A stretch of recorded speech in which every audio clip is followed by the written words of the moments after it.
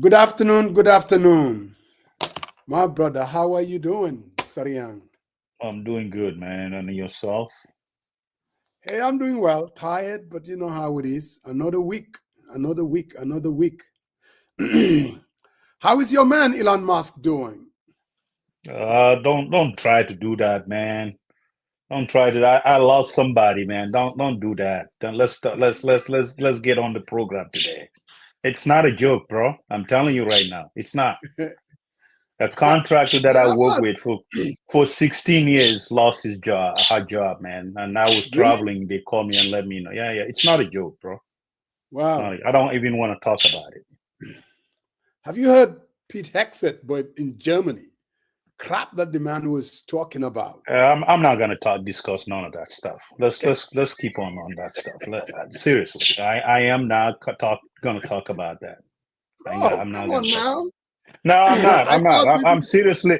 I'm for seriously the not people, gonna. by the people You gotta platform. respect that though. I said, please give me space. I work with someone that was on probation and she lost her job, and I'm traveling right now, right? That's why So please, I'm pivoting to another issue.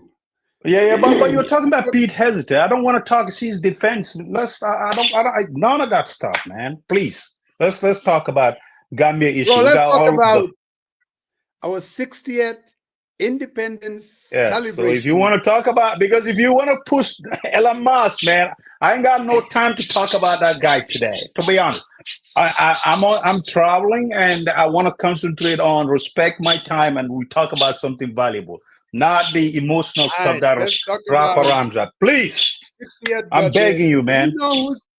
you know who's celebrating their 60th birthday?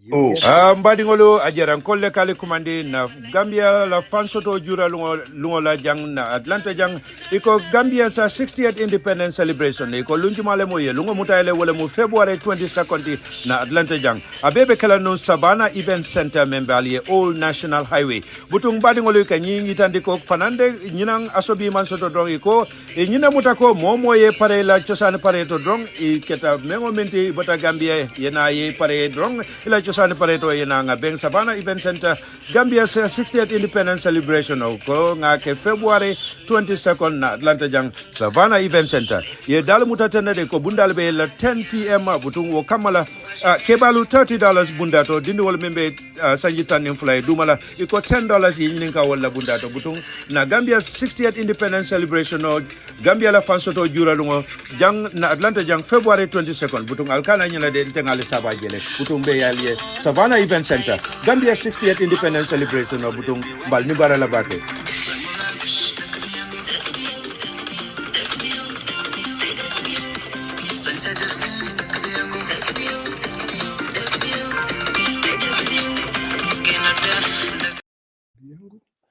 Dëkk bi yëngu. Dëkk bi yëngu. So we're celebrating 60th independence celebration right here in Metro Atlanta, Brother Sariang. I was going to send you a special invitation with that's obviously that's too Queen late, man. Jainaba. It's like a week out. Bro, the 22nd. Come on Yeah, but now. that's next weekend. Brother man, We're, what's up? we're not rich as you guys. I'm a I bad got bunta the guy. I'm a code dajale. So, I got the hotel. I got the no, hotel. It's no, on no. me. I'm good, man. A suite. We're talking about with Princess Jainaba, a suite on I me will be, for the 60th independence. I will be in Vancouver. I plan my stuff ahead, and I'm gonna load a trailer heading to Banjul. That's it. Bro, I think That's it. It's been, I'm gonna call the Queen and said, hey, special invitation yeah. from the Okay, folks okay, in no Atlanta, problem. Georgia. You are more than welcome to do that. But she knows I'm regimented and I schedule things ahead of time. So that is not a week out, and that doesn't work for us, man. I was in the Gambia, so kind of, I wish I was, but anyway, Oh, what they didn't matters keep you is in the loop. The alcalo of Atlanta was not kept on the loop. you see how that goes sometimes. The young folks have taken over, and but yeah, we're kind of looking forward to it though. What we No, that's always good. like to do is to celebrate the independence and bring the community together. You know, I mean, we're doing what we call the, we always do the asobi, but this time around, we call it, you know, everybody will wear their own African attire, kind of, you know, that's what we're promoting. So, I mean, we're looking forward to it. I think it's going to be very, very interesting. Really, Oh, it's yeah. going to be very. So, if you happen to live in the Metro Atlanta, hey, it's about Gambia. It's about you. Take your time and say, hey, you know what? I have a voice. I have to celebrate who we are as a people. Not only that, it's kind of bringing the community together. And I think it's important. Nothing happens in a community unless and until people step up and kind of make a difference. Why so in your own corner? I'm a Gambian election affair, affair na. That's easy to say, my friend. It's very easy to say. There's nothing like Gambian ye. We're all in it together. When we come together, we do our thing. We celebrate who we are. The Americans are not going to celebrate our independence. I can tell you that.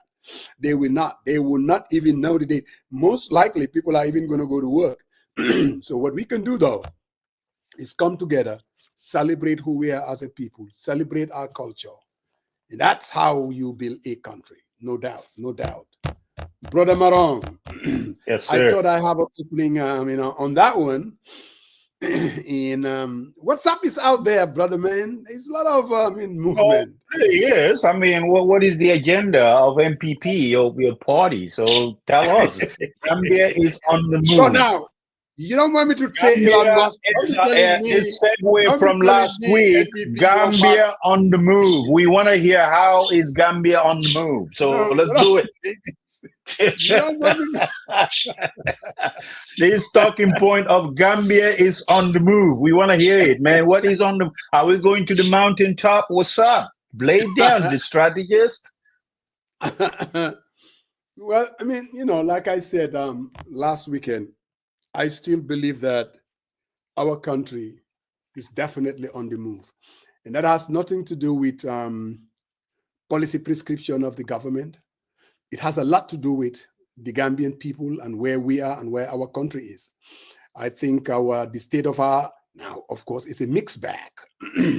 There are a lot of problems. I mean, the economy is a challenge for the average Joe, but also what I see, are people that are committed.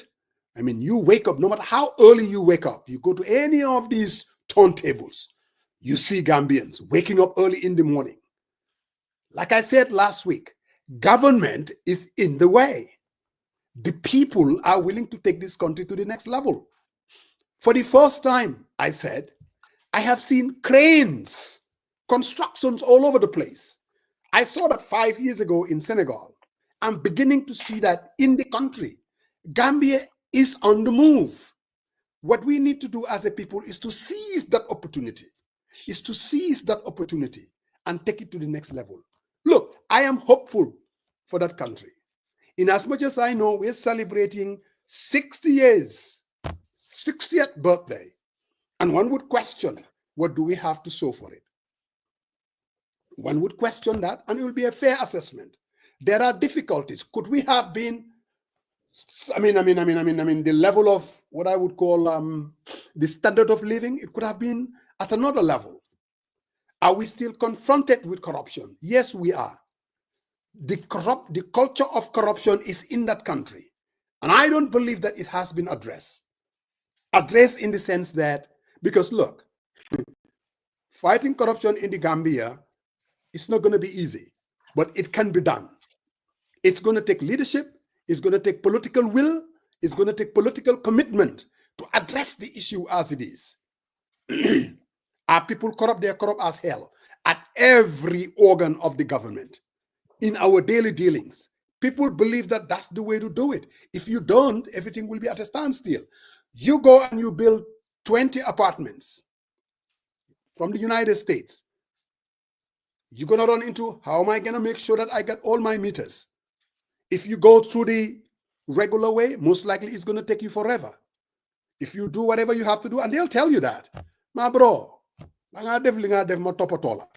it's the culture of corruption. How do you change that? It's going to take leadership, stepping up.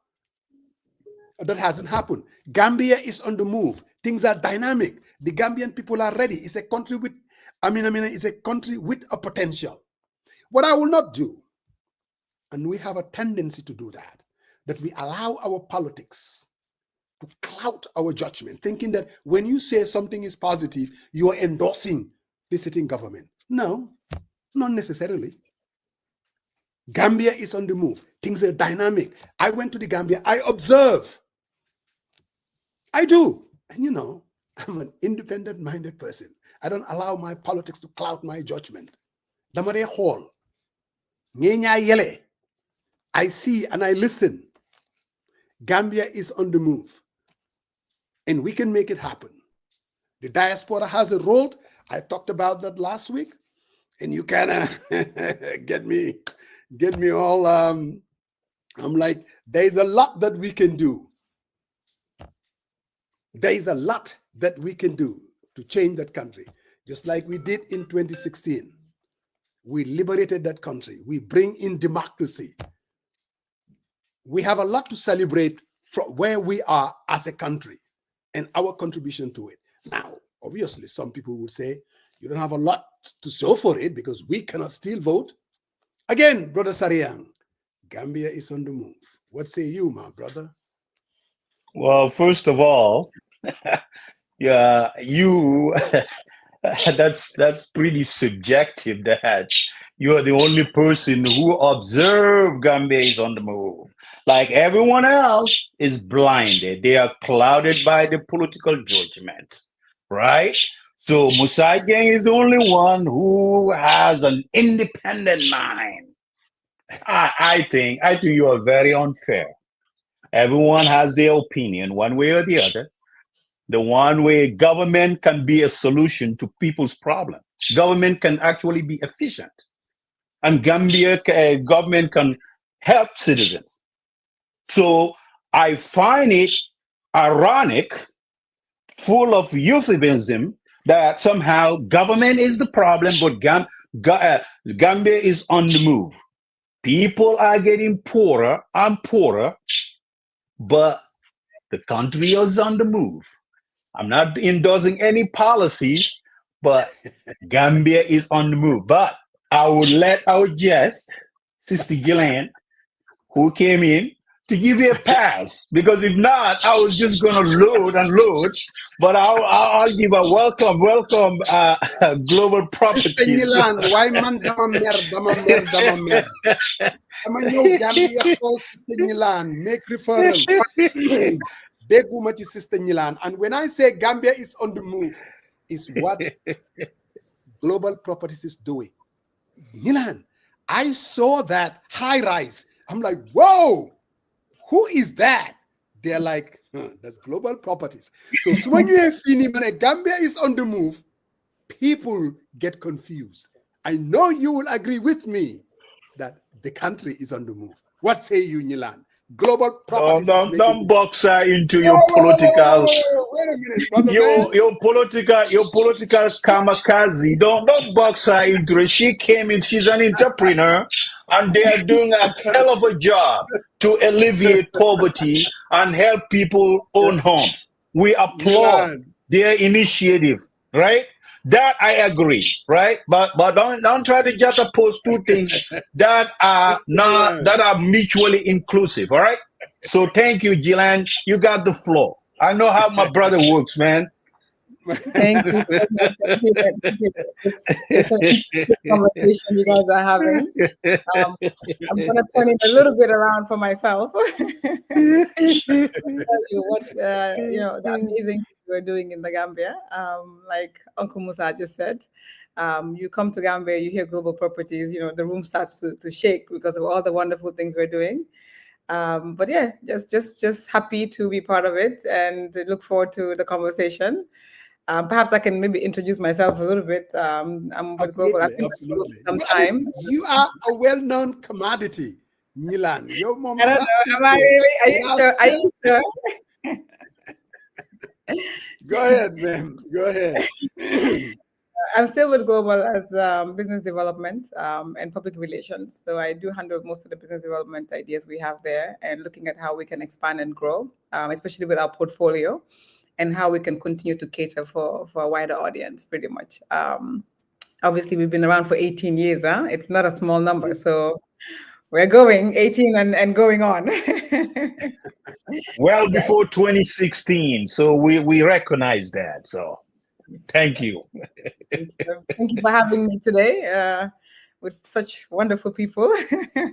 I'm happy to be here. Thank you. Yilan, as always, Yes. I mean, my opening intro, even last week, I just came back from the Gambia. And when I say things like Gambia is on the move, I mean, you know how, political platforms like this, when you say that, people see it more of a political statement, which it is not, really. And I have seen global properties, but you are a huge player in the real estate industry. I talked about that high rise right there on the Bertel Hardin Highway. You are a player. Can you kind of elaborate on that a little bit? Global properties and your impact? I mean, imagine after 18 years now, and you look at the tallest building, the tallest commercial building in the Gambia being owned by Global Properties. When I hear Exactly. Saul talk about it, he says after 18 years, he's been a tenant for 18 years, being a top company in the Gambia. And now he's going to become a landlord, from a tenant to a landlord. I think that is a huge milestone. And it complements the effort we're doing in terms of developing the Gambia. We do have other regions other countries we're in within the region, but for right now, just looking at Gambia, that is a huge milestone for us. Just being able to say we have made a landmark by having the tallest commercial building in the Gambia after all the 18 years. Now, with regard to what I'm doing, obviously, Mr. Saul Fraser, is the founder and CEO of the company. I joined the company while I was in the US, and I did a lot of marketing for them at the ALD, at the Ajera event. Yes, I remember that. Yes. So I did all of those things. But for me, being here, being home, and working on the ground has been really, really a big impact in my career, I would say. It's changed the game for me because I've been exposed to so much. I'm currently handling the apartment portfolios as well, and it's been amazing seeing it from the inception, from the site visit all the way down to the naming of the apartment, to the construction phase, to the marketing, the selling, and even the management side. I would say that it has created a big impact in my life, in my career, and I'm forever grateful for being part of this amazing company, to be honest. So I thank my able CEO for giving me a chance. Absolutely, But absolutely. I'm truly happy to be a part of the company. And that's what I kept reminding, again, since coming back from the Gambia. Whenever I come, I make statements that can be deemed as controversial, that there's a lot Gambians from the diaspora can come and make a difference. I ran into a friend of mine who is building a beautiful apartment. I'm not going to get into his name. I don't know whether the person would like it or not. It's a her, and you met that individual. And then they introduce you to manage that apartment complex. It was like when I walked in there, no, you do Gambia? And I was just, that excitement, that tells a lot about why Global Properties. Not only do you own your own apartments, people are coming in, building apartments and giving it to you to manage. Can you talk a little bit about that? Again, it goes back to the portfolio. When you hear real estate, we want you to be able to walk through our doors as long as it's about real estate. Because for us, it's not about us building it. It's about how can we solve your real estate problems. And when you have a development and it's sitting there and it's not being properly managed, it's of no use to you. Most people that are building properties now, building apartment complexes, they're doing it for the sake of generating income. It's an investment. So for them, it has to be sustainable. And we tend to forget, okay, to have an apartment complex building, you need to make sure it's being well tended for. There should be a gardener, a security guard, a cleaner. And then once these elements are in place, we put a generator in place, make sure the water is okay. Then we now look for customers for you. So we're not only taking care of the building for you, we're also ensuring that you will get rental guarantee. So for us, it comes as a package to manage it and also to guarantee you the rental income. So imagine the hassle-free environment. You're not living in the Gambia, for example. You're living abroad, you built an apartment complex building, and there's no one here to manage it for you. At the end of the day, it goes to waste. So for us, we're looking at that gap and saying, even if we didn't build that house for you or that apartment complex building for you, we are still here to take care of it for you so that you can have that investment return that you're looking for. So definitely, it's part of our portfolio. Like I said, We want everyone to be able to come through our doors and say, I need this for real estate, and we can take care of it for you. Brother Marong. Yeah, thank you, Gilan, for coming on the show today. My question to you is, as a real estate developer, and you guys are part of the greater pie of national development. For example, making housing, sometimes it's but what do you think though for folks who are not so rich as Musa Jang Oh my and God. who really want an apartment or a place, a land, empty land, or an apartment? How do you guys work with those individuals who doesn't have enough cash to put it down at the forefront, but they are looking for more payment terms that are affordable? How would global properties work with those individuals? So it's on a case-by-case basis, but we would ideally look at the first step would be perhaps instead of buying a property or a built house, we can start with a plot of land. And even with the plot of land, we have partnership with the bank, and you can get a loan for 3 to 4 years, and you're paying installments as low as $10,000 a month with a deposit of, per se, let's say $50,000. If you say, I really want a house, to be able to live in the house, we also have the same setup as well with the properties that we're building. For example, in our affordable houses in Tujereng, you can put a deposit down of about $1 million and then pay the balance over a period of 10 years. So you're looking at about $40,000 a month. So we have these structures in place. Either we start off with just having the land in place, then once the land is in place, we can always build for you when you're ready. Or we look at the option of financing it through the bank if there's some sort of a savings already in place. Now, $1 million sounds a bit too much sometimes, right? Not for everybody. And not everyone can afford to have $1 million. And this is where Global Property is actually coming up with the idea of having the mortgage bank. And we've already started planning for the mortgage bank. It's called the Mortgage House. We've gone really far with Central Bank and all the necessary authorities, make sure that they're in line with what we're doing.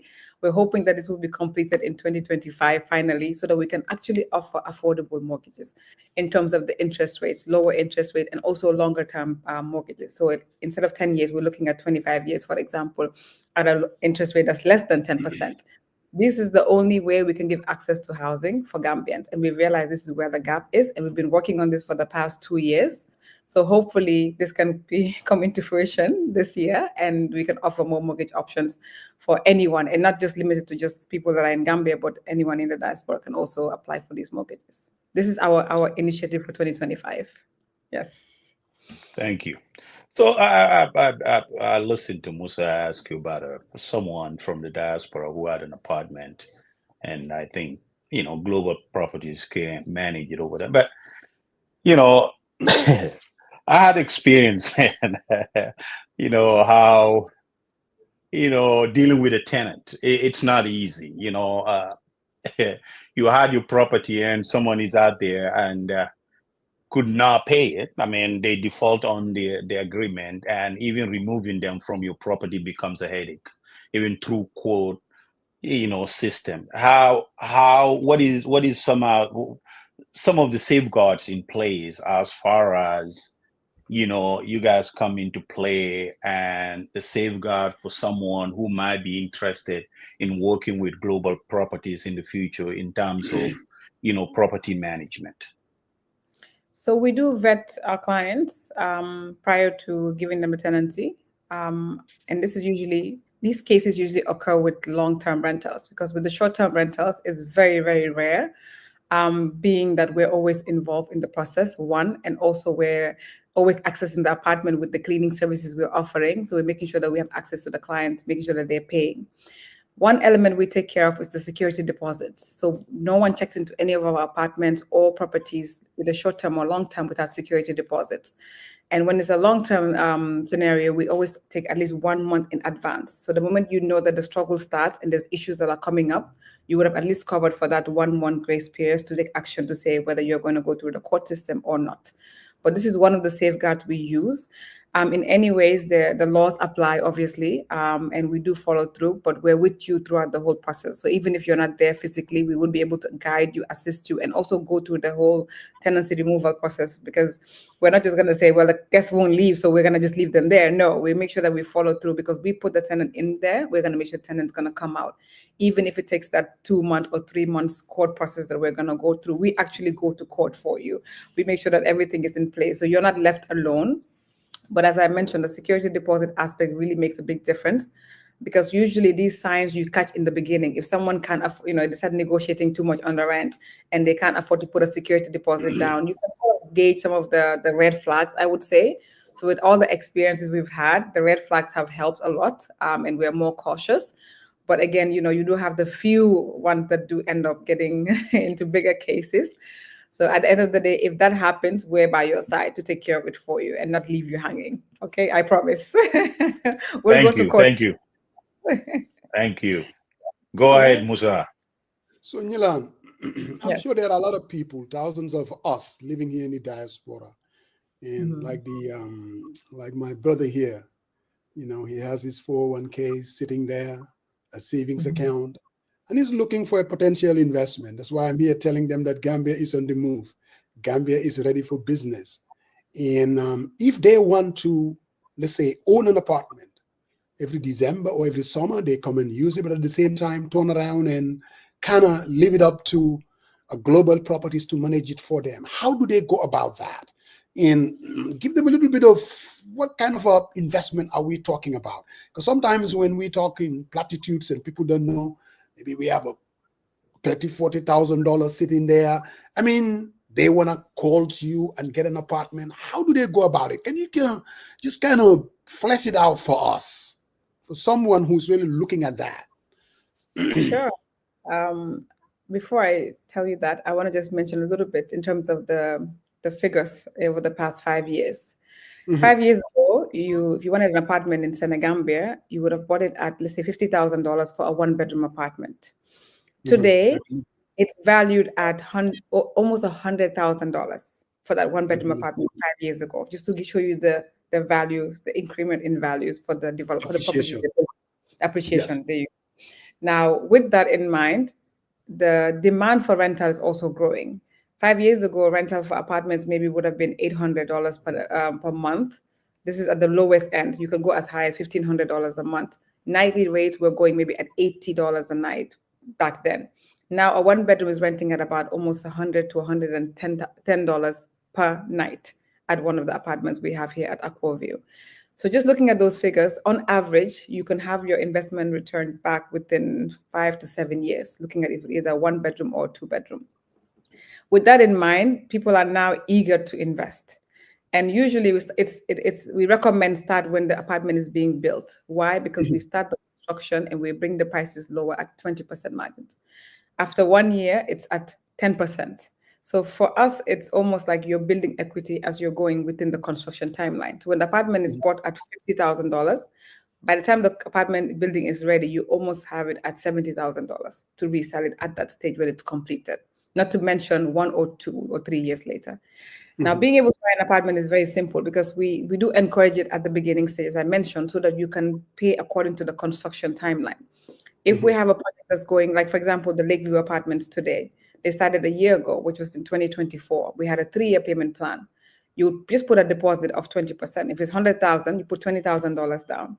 The balance we make flexible payments according to the 3-year construction timeline. So you're taking the $80,000 left, you're taking it and paying it over a period of 3 years, step by step, for either quarterly or monthly. By the time it's at the 3rd year, in 2026 December, what you paid for at $70,000 now, or in 2024, will be close to at least $90,000 in value when it's completed. And then for the rental process, it's a matter of handing it over to us when it's completed. When you just hand it over to us, we would now go in to furnish it for you. So you can tell us the kind of furniture you're looking for, the colors you like. We would furnish it for you, meaning you don't even have to set foot in the Gambia. Once it's furnished, we put it automatically for rent. And usually within a month or 2 after completion, rentals would start, because people love coming into new development to see what we have to offer. So rentals in the first year are usually very, very good, especially with the newer developments. And we take care of the rentals for you. It's either we're doing nightly rate, short-term or long-term. Say, like example you gave, if you're coming every 6 months, you're coming on holiday for 1 month, we will block it up for 1 month. The rest of the month, we're locking it up for either monthly or short-term rentals for you. Every end of month, we send you a statement to say you've earned, $2,000 this month. We'll send it to you. Whatever account you choose, we'll transfer it to that account for you. After we've deducted the cleaning charges and whatever charges you want, also in terms of, like, say you want us to put water, you want us to put coffee, whatever you want in the room, we'll deduct those charges and then send you your rental income. And the most attractive one is the customers who actually give us their rental income to invest in the next project. So they will just accumulate the income for the next for 6 months or 1 year, for example, and they will say, take this money and put it in the next project you're going to be building.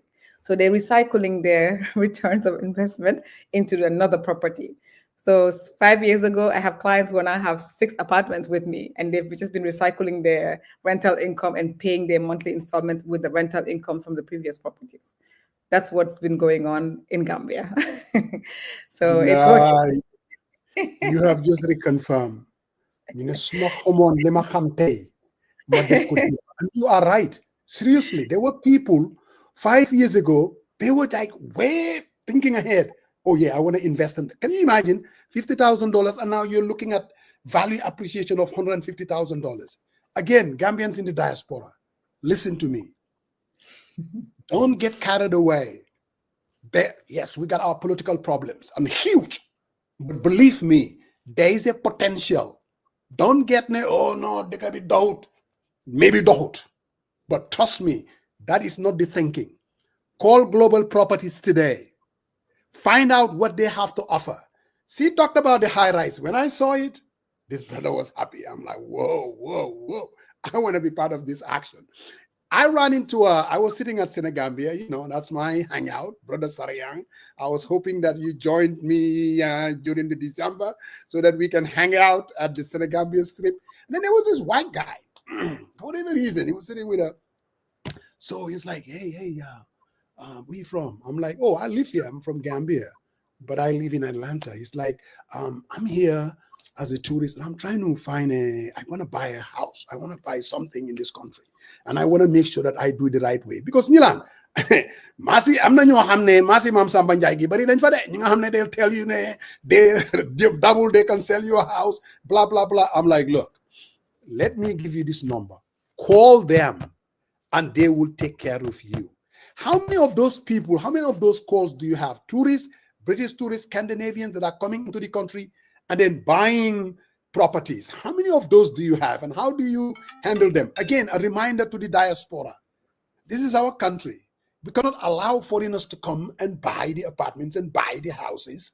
And these are just like, when you talk about tourists, these are just like us living in the West, making their money, heading to Gambia and investing. And we need to do that. Can you tell us a little bit about that?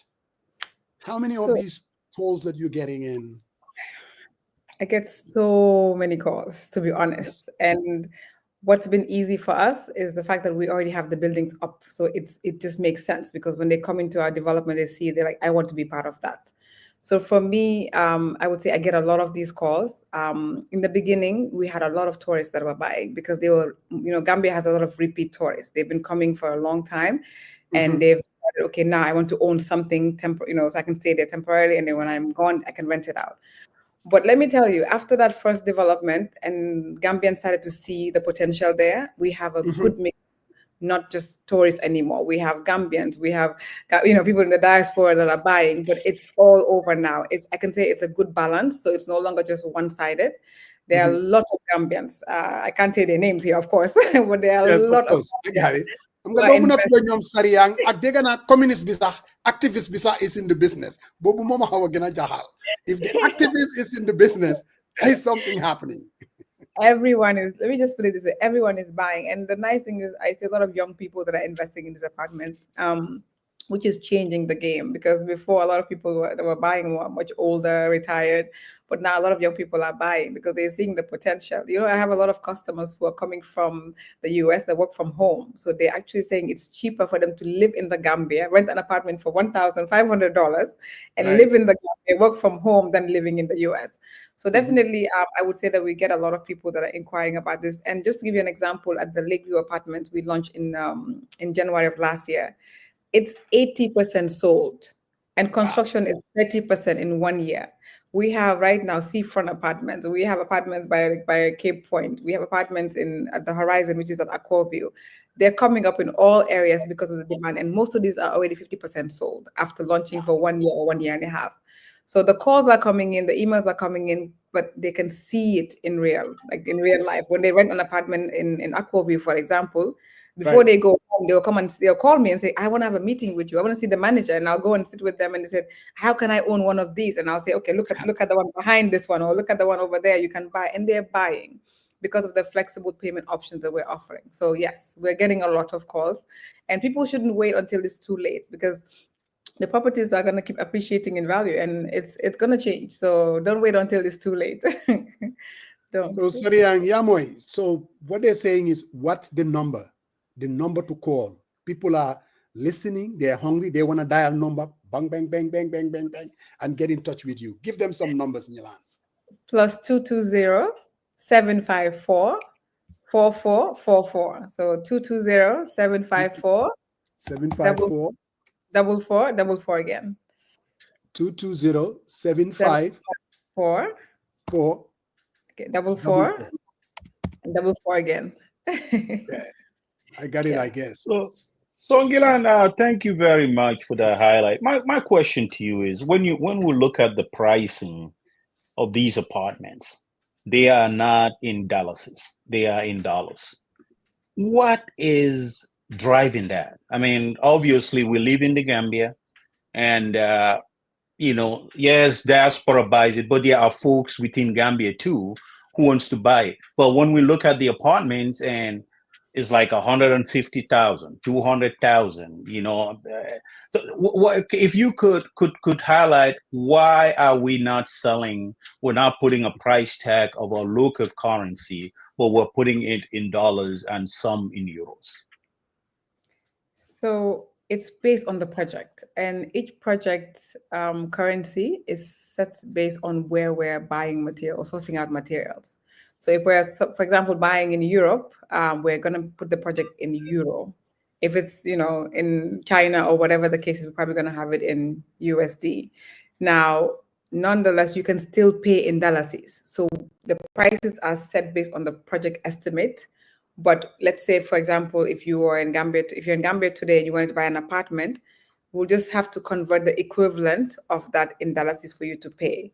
But definitely the projects are based on the purchasing for the items and the materials that we are sourcing to complete these projects. So that's why we make it specific to that currency. It also helps us be able to track the project itself, performance of the project in terms of numbers and all of that. So it just makes sense. But that is the logic behind it, because we are buying in euros. When it comes to the materials, we're buying in US dollars. So we set it at those prices. But you can still pay in any currency, especially locally, you can pay in Gambian dollars. So I think you're talking about working with the central government, which is going to start, I think you said 2025, correct? So I think when we say affordable housing, meaning making it affordable for everyone, regardless of your social standing. And I guess the critical question in that is, how does that work? How do you foresee that working? Is it that government is going to come in and give some type of incentive, relief, whereby global property would be able to make housing affordable in such like grants or per se, right? So I wanted to kind of get more detail as far as making housing affordable in terms of not global property buying raw materials and hiring contractors and putting investment and wants to get a return on it, but in the terms of where they could actually made it affordable. like a poor body bunker guy like me. If you say 250,000, I mean that's pretty steep for me. I would like to be a poor body so, bunker like you. That's just so, what I would want to do. I just want to set realistic expectations. So what I'm asking is, if you say affordable, is it actually going to be affordable? The government is going to say, you know what? Since we got parados for the NPs, I mean, I think the population, we can give them a little break. Either give them a land whereby they're not going to pay anything, and they can make this housing affordable, whereby they could come into. But I'm just asking. I mean, That's a pretty good question. I don't. The dream. There's no political question. I'm just asking the definition of affordable housing. That's all not Larry. That's all I wanted to say. It's okay. It's okay. The dream for us, the dream would be to be able to make housing affordable for everyone. And when I say that, I'm talking about, imagine buying a house for $500,000 and you're putting down $50,000, and $450 you're paying in 25 years. You're paying less, very small amounts a month based on what your salary is, your income is pretty much. That would be the ideal situation. But in these terms, we say affordable because this is the lowest possible amount we could put out there. And when we try to set up the mortgage bank, or we're trying to set up the mortgage bank so that we can make it more affordable in terms of the repayment of that property. So for me, imagine having to come in as Global Properties. We're buying the land, first of all. We're bringing the infrastructure in place, electricity, water, and also the internal roads. All of these costs now will have an impact on the cost of the property itself. Now, when these costs are not part of it, it would actually be more affordable. It would be cheaper, I would say, for the consumer that's buying it. So yes, we would. The dream is to be able to have something like that where it is affordable for every Gambian to be able to own a property at a very low cost. But there are certain measures that have to be put in place to be able to get that to where we want it to be. Put it that way. And thank you for bringing that point. And that's when I call Gambia is on the move. When the land is being given to the developer, we're going to make these licensing, the cost of water, electricity, for you to subsidize that and make it affordable to the poor people from Jara, Baribu, Kiang, and Foyi. Thank you, Gilan. Over to you, Father Mos. Nilan, so again, they are asking for the website. Not only do they want numbers, they want website. Our people, I know the people that tune into For the People, by the people every day. They're political junkies, but they're smart. And they've been living around. They have savings. They have 401ks. They want to invest. Give them the website. I bet you they will be visiting your website, Nilan. Awesome. It's www.globalpropertiesafrica.com. So www.globalproperties, which is properties with IES, Africa.com. PROPERTIES. Type it. Global Properties Africa.com. In Kaur Primary School, we get problems with our spellings, but at least I did not go to Baribu Primary School because there's a lot of smart Baribunkers, man. Just to let you know. Milan.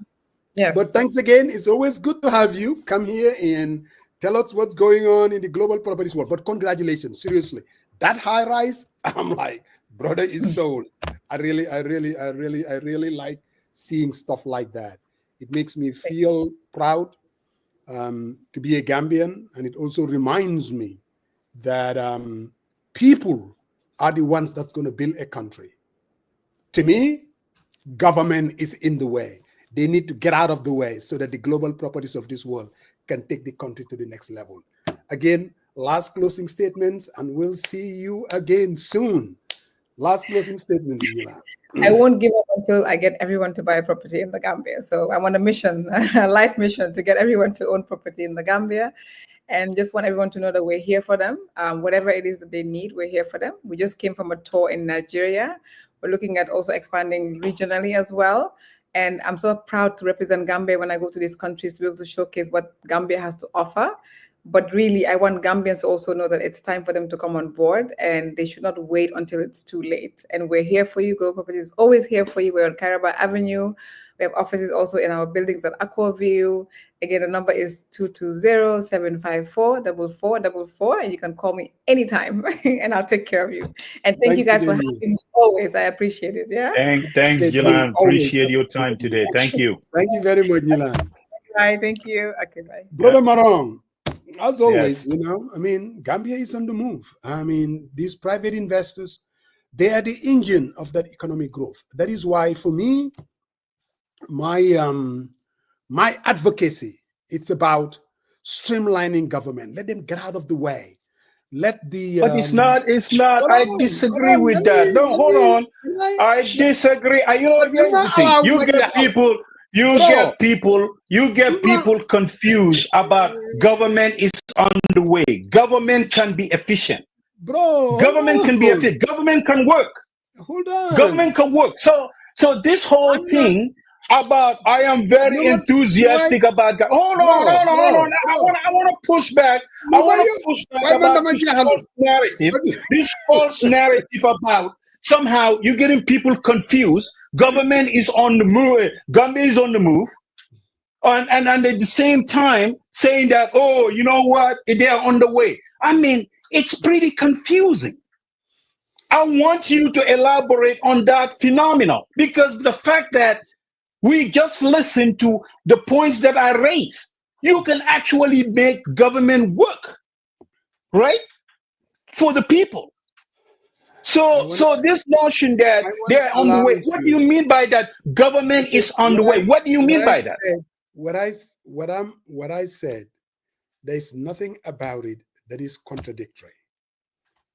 My advocacy moving forward is, especially not only Gambia, but within the African continent, that government is the problem, it's not the solution. And in most of the trajectory of our development, you're beginning to be like, listening. I'm listening. To be like Pasamba, when you exhibit. No. Just raise your points and try to personalize this thing. Just speak, raise your points. We're good, right? Don't be Pasamba. No. Raise your points. I want to hear from you that government is. Please elaborate on that. That way, for the benefit of our listeners, please. Bro, what I'm saying is, 60 years of our independence, we are where we are, is because we've always seen government as the solution. What you see here is a bloated, in every department you go, bloated government using taxpayers' money to fund this culture of corruption. Gambia will be taken to the next level when you have potential investors like the Seriang Marongs of this world, when you have Global Properties of this world, when you have tough, I don't want to call tax global of this world, when you have simple Gambians in the diaspora seizing and harnessing and taking over our country in terms of services, in terms of investing, in terms of making things happen. The more we rely on a bloated government, just like you said, that are interested in buying Prados to National Assembly members that don't do anything for us, their value is meaningless.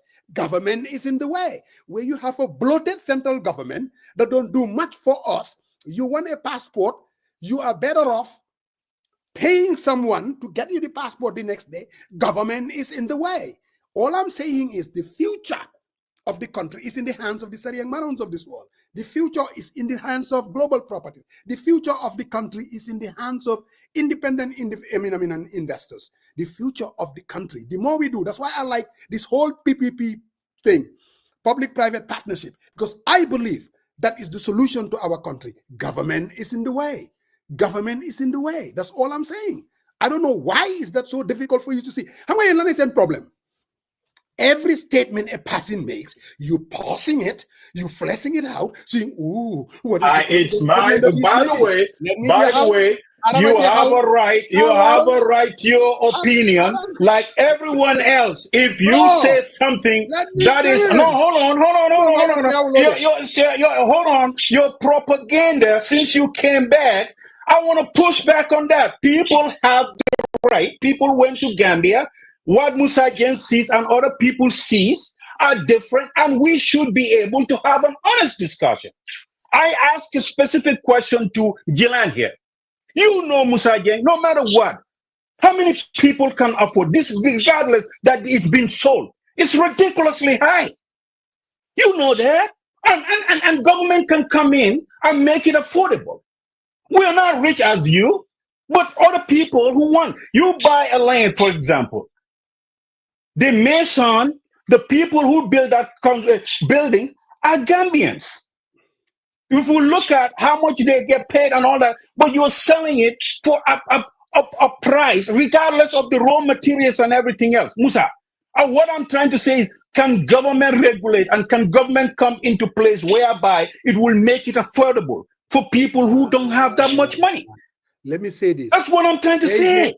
There is a word that you use, and that's where I believe government should focus on regulation. That's the only thing that they are good at. And they can. But they are not doing that. Yes, they are not. That is why I said they are in the way. Even the things that they are supposed to be, that's the role of government to regulate, they're not even doing that. Again, all I'm saying is, my friend, and I know you agree with me down deep. I don't agree with you on a lot of stuff, because you know what? You are pushing this whole thing, do this to where it might be a good venture for some people. But some people, when they look at inwards, they think that they cannot afford it. And then you have to respect that. But you keep, sometimes I think you're stubbornly. Excuse me. No, hold on. Let me finish my point. No, let me finish my point here. Sometimes I think here's the thing. I am a realist. I said the poor body bunker guy, because you know what? Right?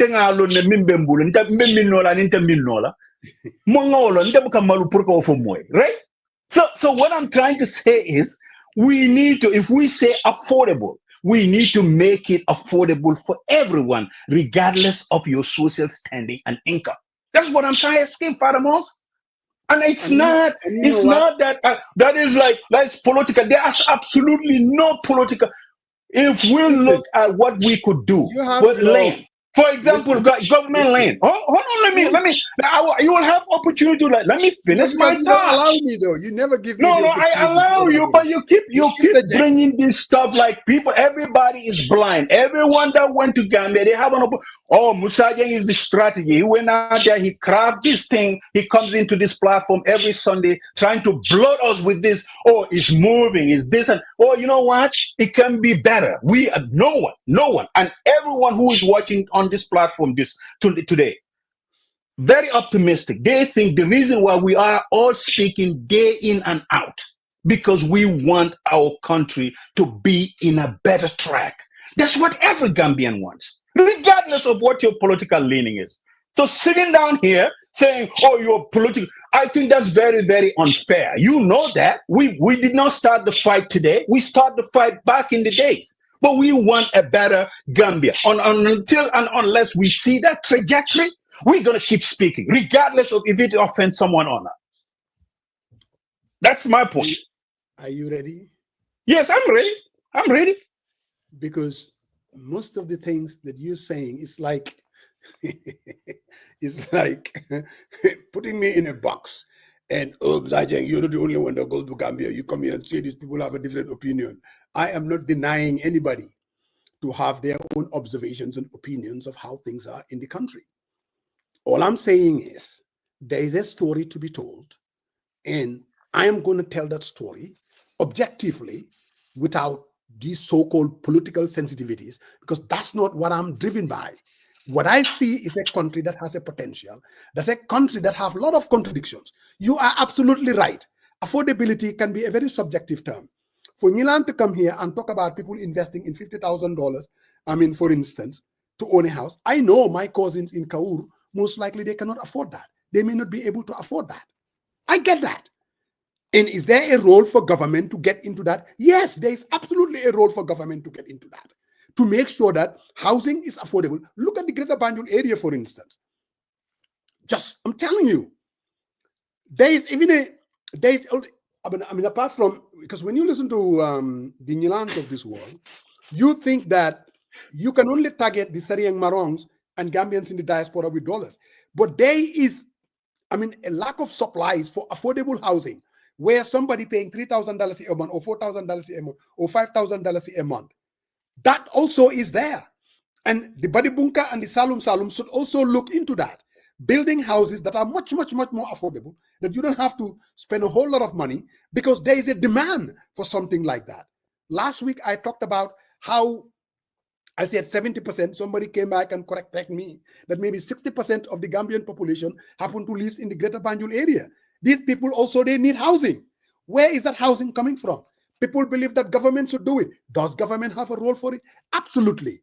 Government should have a role for something like that. I am not doubting that a bit. But you see, this whole idea that these two can be mutually exclusive, that Gambia cannot be on the move because of there is corruption, that Gambia cannot be on the move because there is no unaffordability of housing, because Gambia cannot be on the move, because that is BS, if you ask me. The two cannot, I mean, I'm serious. I seriously mean that. Activist Mr. Dugasina. No, because I think what you are saying, I'm not going to use the BS word. I'm not going to do that. But what I'm trying to tell you is, Musa, if we instill policies that is fair and equitable. Hold on a second. You share your thoughts and you say it's BS, and I'm going to push back. I'm going to push back on that BS notion that you just inferred to. There is absolutely no BS. If you want to go build a freaking port in Sanyang and you want to demolish 400 homes of people who are poor, that's not mutually exclusive. Okay? If a government, hold on a second. Let me land. You bring this point. Let me push back. The government, because no, the government actually work. They work. Okay? So this whole thing it's corruption, and you go in there and say, yes, we are all optimistic for the Gambia. We want a better future for the Gambia. No one doubts that. But how are we going to get there? That's the question. Right? That's the question. And we have to have these hard conversations. Whether this government or another government, if the status quo remains, I can guarantee you, I'll be on this platform and I will speak the same. I am just going to tell you right now. But we need to be fair. The fact that government, we can go down there. So for instance, let's go to C4 area and all that. You buy a whole land for about 1 million. You demarcate it. You end up selling it for $1 million plus. You call that affordable? Come on, and the laborers out there, how much do you pay them daily?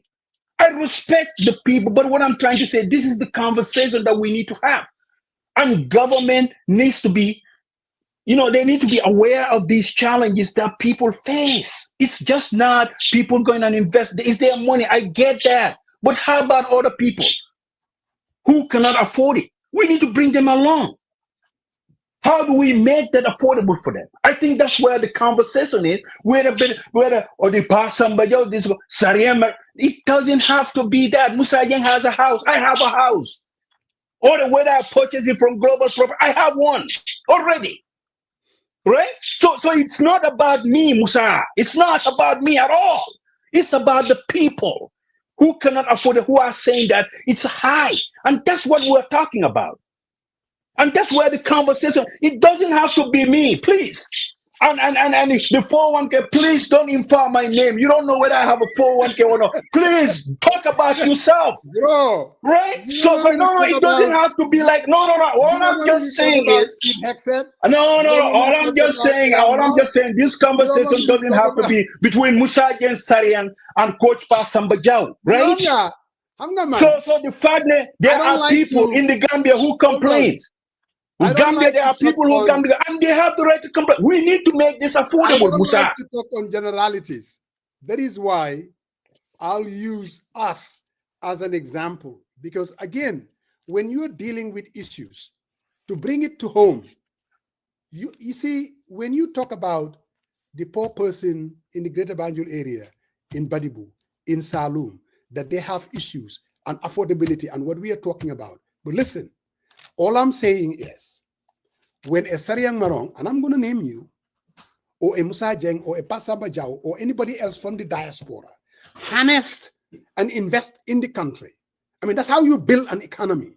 And it will trickle down or trickle up, if you want to call it that. Because that economy, we need to create jobs.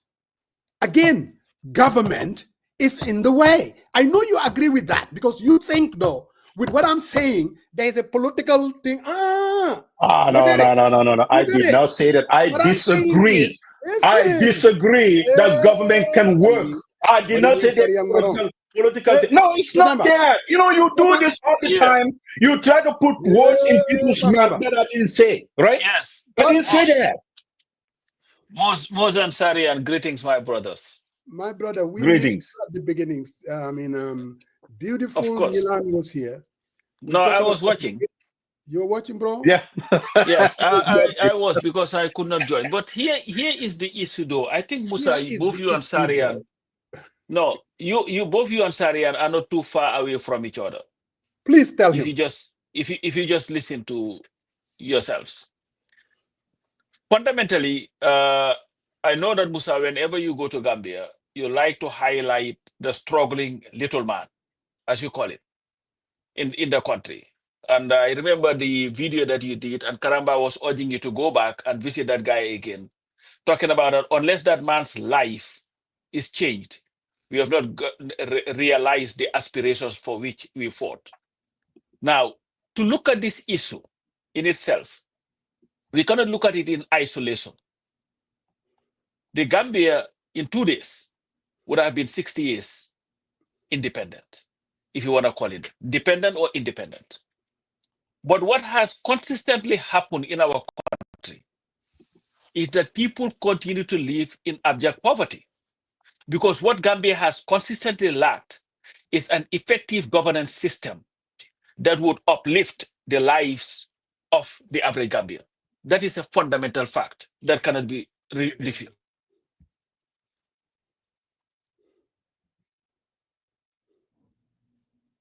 Coach, are you there?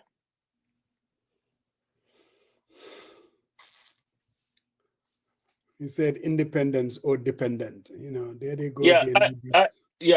I'm sorry about that. Because Musa, and the reason why I said dependent in itself, and it's not only Gambia, it's alone. If you even look at Africa as a whole, where now everybody is grappling as to what is going to happen. Oh, that idiot Donald Trump has decided that he's going to suspend aid to us. How are we going to survive? No, you are breaking. I'm not breaking.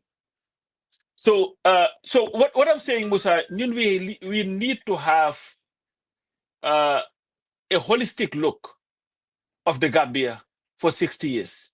What has been the problems?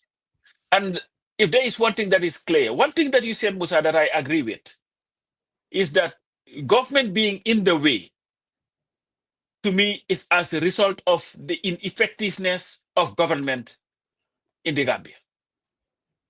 Because it is one where the people who are entrusted with running our country are more interested in enriching themselves than doing what is right by the people. I just had this lengthy conversation yesterday with Fala and Lubu, and we are looking at why is it that we are where we are today.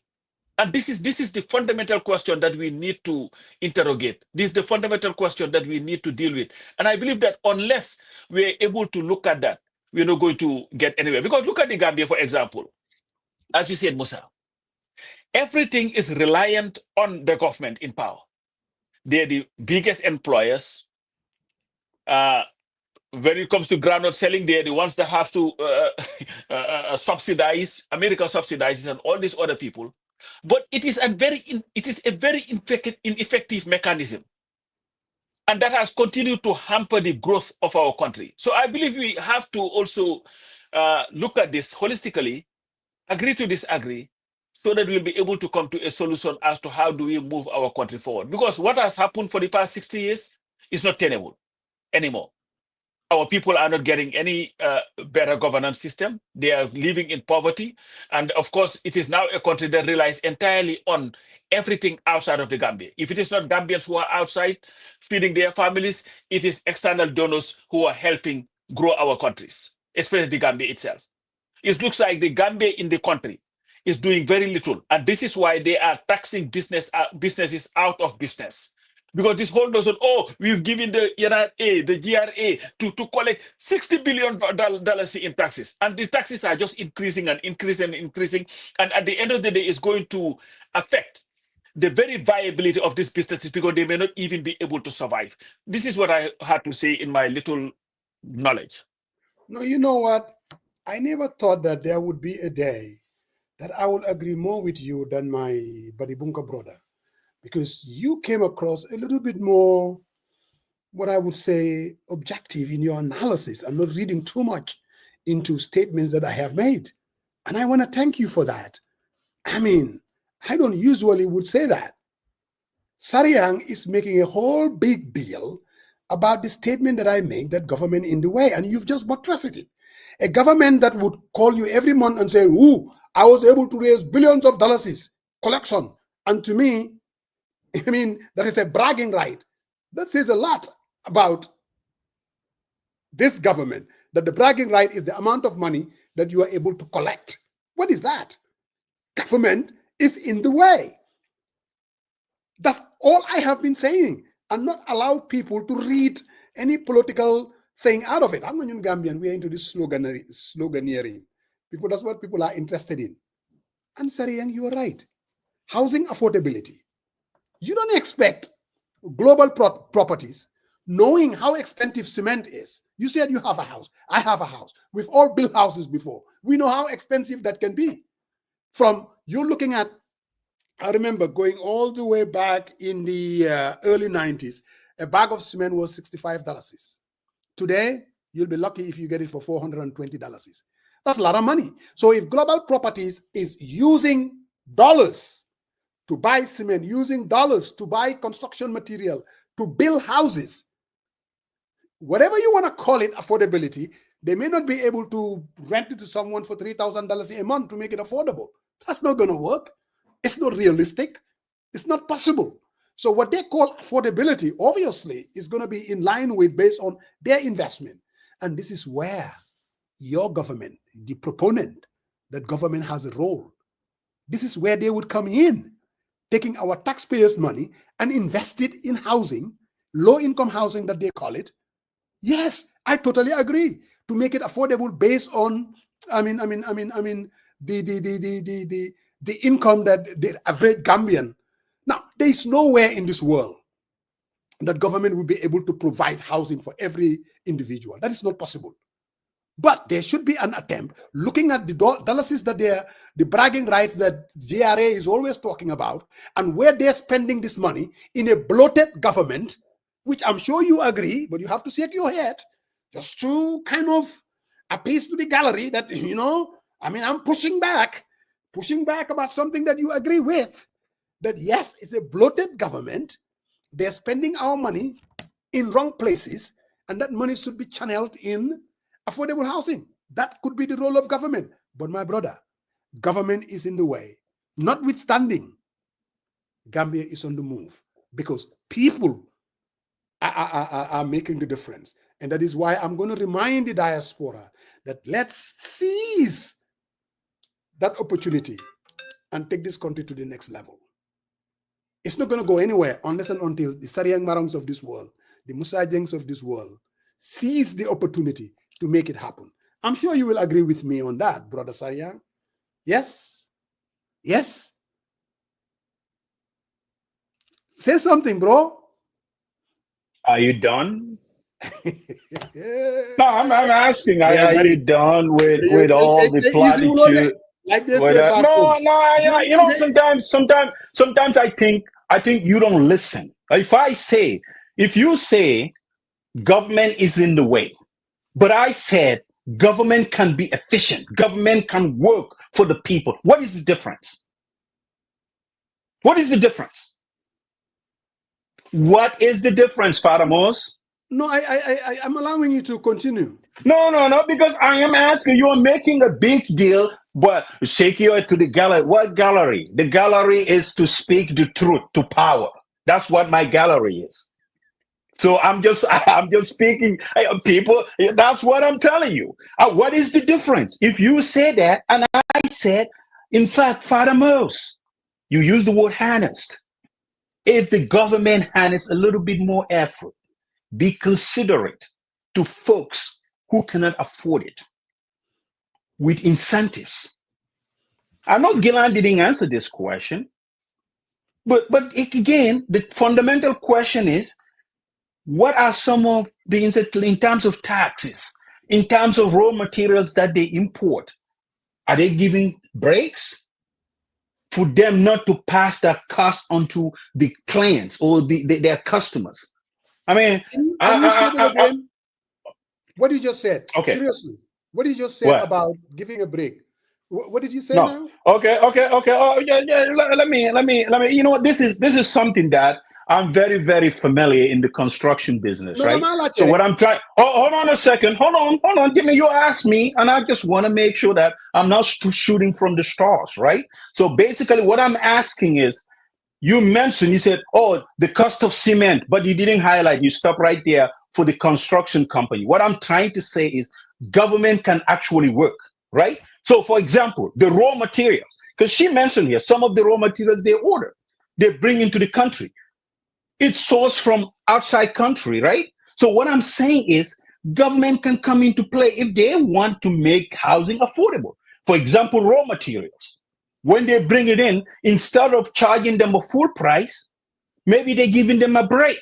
That way, that cost would not be passed along to folks. Because when you listen to Gillan, she's talking about all the materials that they purchase, they have to somehow recoup their cost out of it. That's how business works, right? In the world, right? But what I'm trying to say is, if the government actually cares, they can actually help in ensuring that is streamlined. In part, hey, you know what? We're giving you this break for you not to pass that cost on to your customers if you erect your building or finish your building, cost of building. And I think those type of thinking that would make housing affordable, right? But I mean, honestly speaking, 250, and that's why I asked the question, what is driving, instead of listing the home for a local currency, or you watch it, I watch it, it's all in local currency. And I don't blame them. I'm not saying global property is doing something bad, but what I'm trying to say is, at least we need to regulate the real estate market. That's a fact, because it's high and not everyone can afford it. That's a fact. You see, we need to be very careful. No, hold on. No. You asked me if I'm done. If I'm done, you should ask me before you come in. We need to be very careful. Again, I see the angle you're coming, and that's not my role. But what I know is the business sense, and involved in project management, you have to coop those costs. It needs to be passed along to someone else. But if there is a process in place. Question. Yeah, go ahead. Ask me a question. Do you know what the price of a bag of rice is in the Gambia currently? Bag of rice. Yeah. $2,000 to $2,500. No, there's no catch here. I'm not trying to catch you on anything. No, I am. I'm asking you to ask you a question. Would you subscribe? Do you believe that it's affordable to the average Joe? No, it's not. Do you know that government is subsidizing the importation of rice in that country?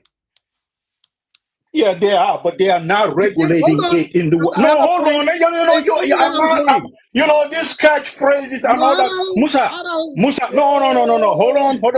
Oh, hold on. If you are giving them a break, hold on. If you are giving them a break, no, I'm not making because I know where you are going, and I'm not gonna let you you up don't to know her. where I'm going until I No, get there. because you said yeah, they give it to them, yes, but they are not regulated to ensure that they are.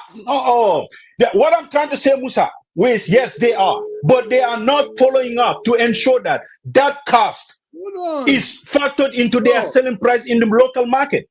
Because Hamga, the reason why I'm bringing this up is because you were saying if government were to subsidize the global properties of this world by making sure cement and construction materials that they import, that would trickle down to making housing much more affordable. Hold on. I did not. Hold on a second. Hold on. Musa. Bro, Hold on. Give me. I want us to have an interactive, and I'm just telling you, anytime, if you subsidize and you regulate, right? So, for example, Musa again, you are a car dealer. We give you a break, but we are giving you, and there is a process though, right? We making sure that we're giving you this because a lot of you got to understand housing, right? If they are charging them billions, and they will be giving you this incentive for you not to pass it along, make it affordable, or even in terms of loan, we want to create a baseline, right? We want a 3-bedroom not to pass it because this is what we're giving you. Musa, that's what I'm talking about. I'm not talking about in generalities. I want to make sure we're clear because you sounded like I don't have any problem with a private entrepreneur. I don't have a problem with that. I really don't. I'm not speaking because they are raising their high prices and all that, but I think it needs to be regulated. I think that's where my bottom line is. And with that, you can continue. I want to clarify that. Maybe if I were to pull the word filibuster on the dictionary, I'll see your face on it because you don't allow me to. No, but I have the right to clarify. If you are in, I can clarify. The point that I'm trying to make, Moine, sometimes government is the problem. And especially in our situation, government is in the way. You talked about government could make it much more affordable by, I guess, giving tax breaks to these companies. You know what I mean? So that importation of these construction materials would be affordable to them, and that will trickle down to the average Joe. And that is why I was bringing in this scenario. Now, do you know that rice, for instance, they don't put any tax on it? If they were to tax it the way they tax all other products, most likely the bag of rice will be $3,000.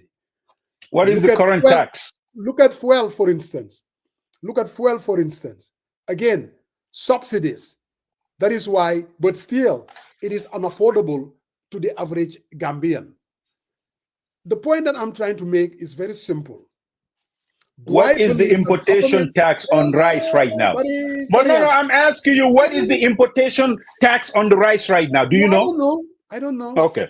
I seriously don't know. All I know is there is a tax break for the importation of rice into the country. By how much, I don't know. Maybe that's something that we may research after the program. All right, but there is tax breaks for the importation of rice, but that doesn't even in any way make it any less affordable to the average policeman or the nurse or the healthcare worker. If it wasn't for Gambians in the diaspora that are subsidizing their parents, I can guarantee you most people will not be able to get 2-3 meals a day in the Gambia. Possible. Amut. The only people that can afford it are the 3 classes that I highlighted last week, and you are getting into an orgasmic whatever. When I told you about the political class, the business class, and now you're waving off. Let's stay on tangent. We're having a good conversation. Let's stay on that segue. I'm staying. Okay. I'm staying right there. All so right. Again, you see now Now you see, I'm an old man. When you interject too many times, I'm going to lose the train of thought. So, but I know we agreed on one thing, that government, obviously in the way, and then you're saying an efficient government, but unfortunately, the government is not efficient. A bloated government cannot be efficient. It's bloated. You know it and I know it. Pasamba said something. The major employer in the Gambia is government. Major employer. 9 out of 10 Gambians work for government. What we need, though, is to turn the tables around to make sure that government stay where they're supposed to do, and that is regulate. Because apparently, 60 years later, they're not even able to. I was talking, I think, Pastor Ambala on the Dimba. If you look at in the greater Banjul area, unless and until you have a borehole, you don't have access to water. Pipe-borne water. Unless you do it yourself. Today, Sariang, if you build your house, you want to go to Gambia, and you ask me, and I know that you know the answer already. Ask Bob Toure. He said he doesn't live too far away from me. If he doesn't have his own borehole, he will not be able to have access to water. That's a problem. That's a huge problem. Doesn't that tell you that government is in the way? Huh? Doesn't that tell you that? 60 years later, since independence. Okay, I understand the population shift from the provinces. Again, I highlighted here yesterday, last week, and people thought it was a political statement that when I went to Kaur, I was able to have access to water. Yes, I was. I don't get into this political parsing on. No, I don't get into that. I basically tell you my observation.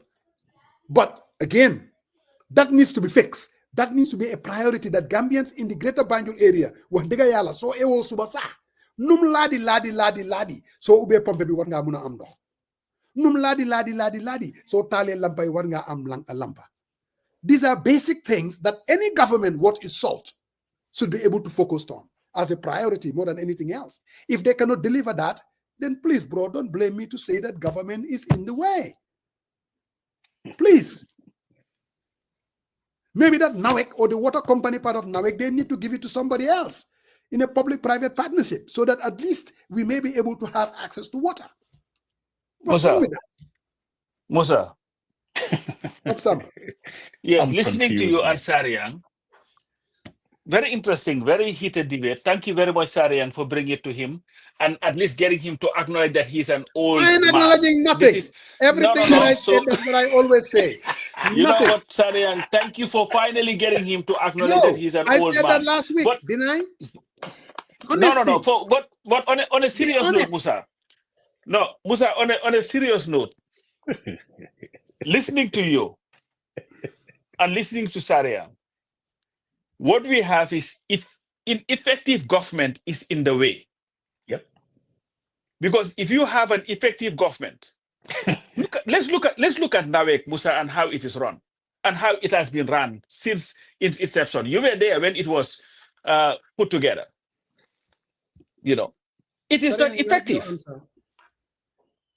So NAWEC is run poorly, and we just continue to pump billions and billions and billions of dollars in there. And the most basic things, you're talking about a country that is 60 years of independence. The most basic thing, running water, in like less than 200 miles, 11 miles from the capital, or whatever miles it is, that you cannot even have proper running water.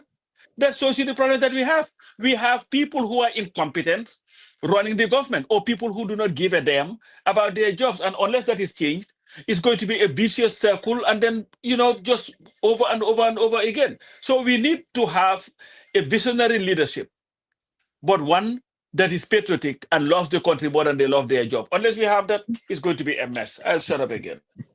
No, don't shut up. Keep talking.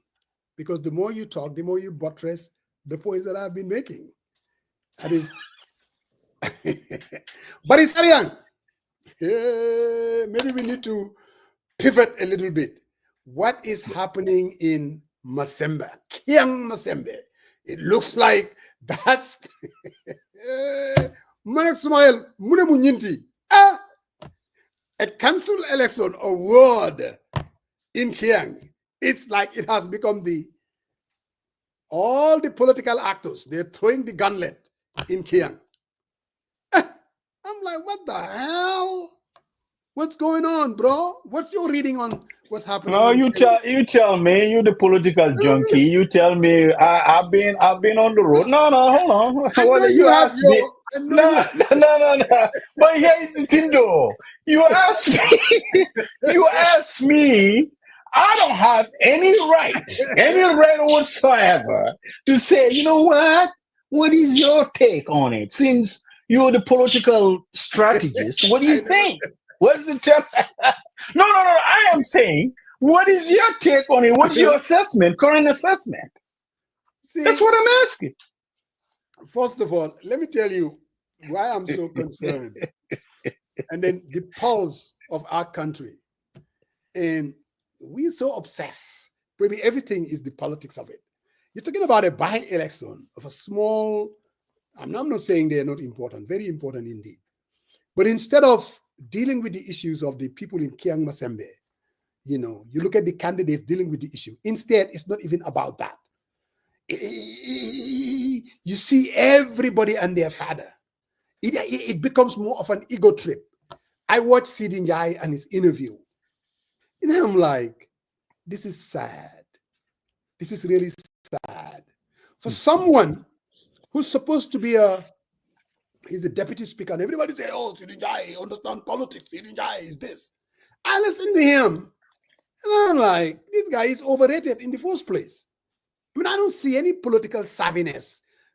I mean, anybody who is a deputy speaker, by default of your office, you are going to have influence. Lulu, it has nothing to do with the individual's capabilities. I mean, I watched that interview, and his whole talk about this person shouldn't wrong with this person is going to create fitna. I'm like, are you really serious? Fitna for what? I mean, you put up a candidate, they're putting up a candidate. So big deal. At the end of the day, it's the people of Masembe that they are going to decide who is going to represent them as far as that ward is concerned. Maybe the best thing is for those two people to speak directly to the electorate and tell them what they intend to do for their ward more than anything else. And he's getting into this Islamic thing and it's not religious. I'm like, this guy is not even smart in the first place. Seriously. He's definitely overrated more than anything else. And now it has become more of an ego trip that we're going to show these people that we are the big boys. How does that help the people of Kiang? How? And you know what? And when you watch it very closely, it tells you telltale signs of how 2026 is going to be turned upside down on his head. Do hamatisa ban moy guddige ban moy leer bi li moy li, the whole thing is going to be so scrambled. The electorate is going to be very confused, and we're going to go back to the business as usual, the way people are going to vote based on some. Seriously, this tells you exactly what's going to happen in 2026. A lot of nonsense. You will never be able to get anything out of it. Again, to buttress my point, government. You see, the more you have a very powerful government, I can guarantee you the country will continue to be confronted with problems and services will not be able to be delivered. The less of government, I can guarantee you the people of Masembe will be way better off. Because to me, it really doesn't matter who gets elected come, I don't know when the election is, to represent Masembe. When everything is when everything is said and done, and then the results are announced, that will be the last time they're going to hear from these people. And the people of Masembe will go back to their day-to-day difficult situations. And whoever they elect, I can guarantee you, will not be able to bring the bacon home. So it's sad that Masembe now It's the what do they call it? The political ground. That's where the political ground is. I know you got information, bro. Talk to me. Are you talking to me? Yes. Who else am I going to talk to? No, I thought coach. I mean, you said I No, got man. information. Patel Kogu. No, what do you mean I got information? I ain't got nothing. You're the person. I'm not. I don't got nothing. All I'm just saying is I seen what is playing out, and you know what? It's the epic center. Kumun Samorum Epicenter. Dumal. Thank you. That's all it is. That was the word I was looking for, bro. Political epicenter. Yeah. Go ahead. Kumun Samorum Dumal. So that's it. Let them So play what's it your out. reading? What's your reading of it? My reading is they go out there, they make their case, and the voters have the right to choose a candidate of their choice. That's it. One day, how they play that out, it's all about, it's been like this, you know. I mean, 2021, the president plays the same crap. So there was no issues that was talked about. They talk about personalities. He did. So it's the same repetition. So they go out there, let them hash it out. I mean, who ultimately the voters wants to align with, they can align with. But the fact, man, you are telling people that, you know, oh, the brothers never ran each other. You can tell about it. It tells all about the body language and the message. We didn't talk about how we could solve their problems. They didn't talk about how these people, because I listened to their MP saying, you know, they had one hospital somewhere and the hospital has, you know, it's just crazy, man. Mattresses for 20 years. And, these are things that folks need to address, you know, but it goes into personalities and all that. But I think the ultimate, what's call it, the ultimate goal here is to elect someone of their choice, and we all need to respect that. And however they work there, you know, there is more than one way to skin the cat. So, that's it. What do you say? I read a couple of statements that are very telling, though. And that is, this guy here, Euro is saying, that tells you, Gambia really comes down to two political parties. Because you're talking about 19 parties. Not a single one of them put up a candidate in Kiang Masembe. I mean, are these serious parties? In other words, 19 political parties, they didn't put up a candidate. Doesn't that tell you a lot, though? I mean, any comment, or you gonna pass? No, well, you know, I don't know the reason why they didn't put. I think it should be competitive. Laugh out loud. I love Musa is pronouncing the village name Masembe. No, Masembe.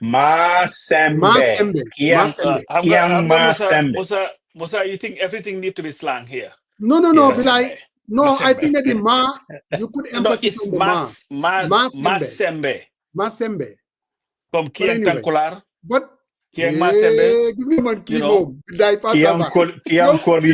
People don't know you. Why you Kiang Tankular. Banga. Kiang Urokan, Kiang Quinala, Kiang Dumbuto. That's the name that I like. Kiang Quinella. I like that name. I don't know why, but I love it. But anyway, so what I'm saying, Pasamba, maybe you can comment on this. No, why Musa? Here is the thing, though. Kiang has always been a stronghold for the UDP. The by-elections is as a result of the UDP candidate who won the seat and passed away. So definitely there. So unless you just wanna, I'm a political party, I'm just putting up a candidate. You're not going to pan out there. And Musa, there is a reason why the NPP has resorted to this nonsense of they should convince him to drop out. It's a very stronghold of the UDP, and Kiang has been like that for the longest. The issue moine, the NPP, they are trying, because NPP, you saw Barrow went to Kiang and was complaining that when there was a polling station, they were all Mandika polling station, he lost all those polling stations. It was about Kiang itself, but he was saying that. So maybe it makes more sense for the NPP that's trying to make inroads in Kiang to contest for that seat than other party. Let's say if Doi were to send a candidate, they're going to lose. It doesn't matter who the candidate is going to be. And sometimes you also have to be very realistic and strategic. Just because of it's an open seat doesn't mean that anybody else is going to run for it. Pasamba, look, this is the reality. If I form a political party, because I believe the sitting government party, NPP, and the United Democratic Party, they are not the solution to our country. And there should be a total overhaul. If I cannot go into a ward of less than, I don't know, 7,000, 8,000 votes, and No, compete 1,500. and bring in a candidate. 1,500. 1,500. About 1,500. No, let me ask you a question, Musa. Let me tell you this. No, hold on. I know where you're going. Just hold on. No, Daniel.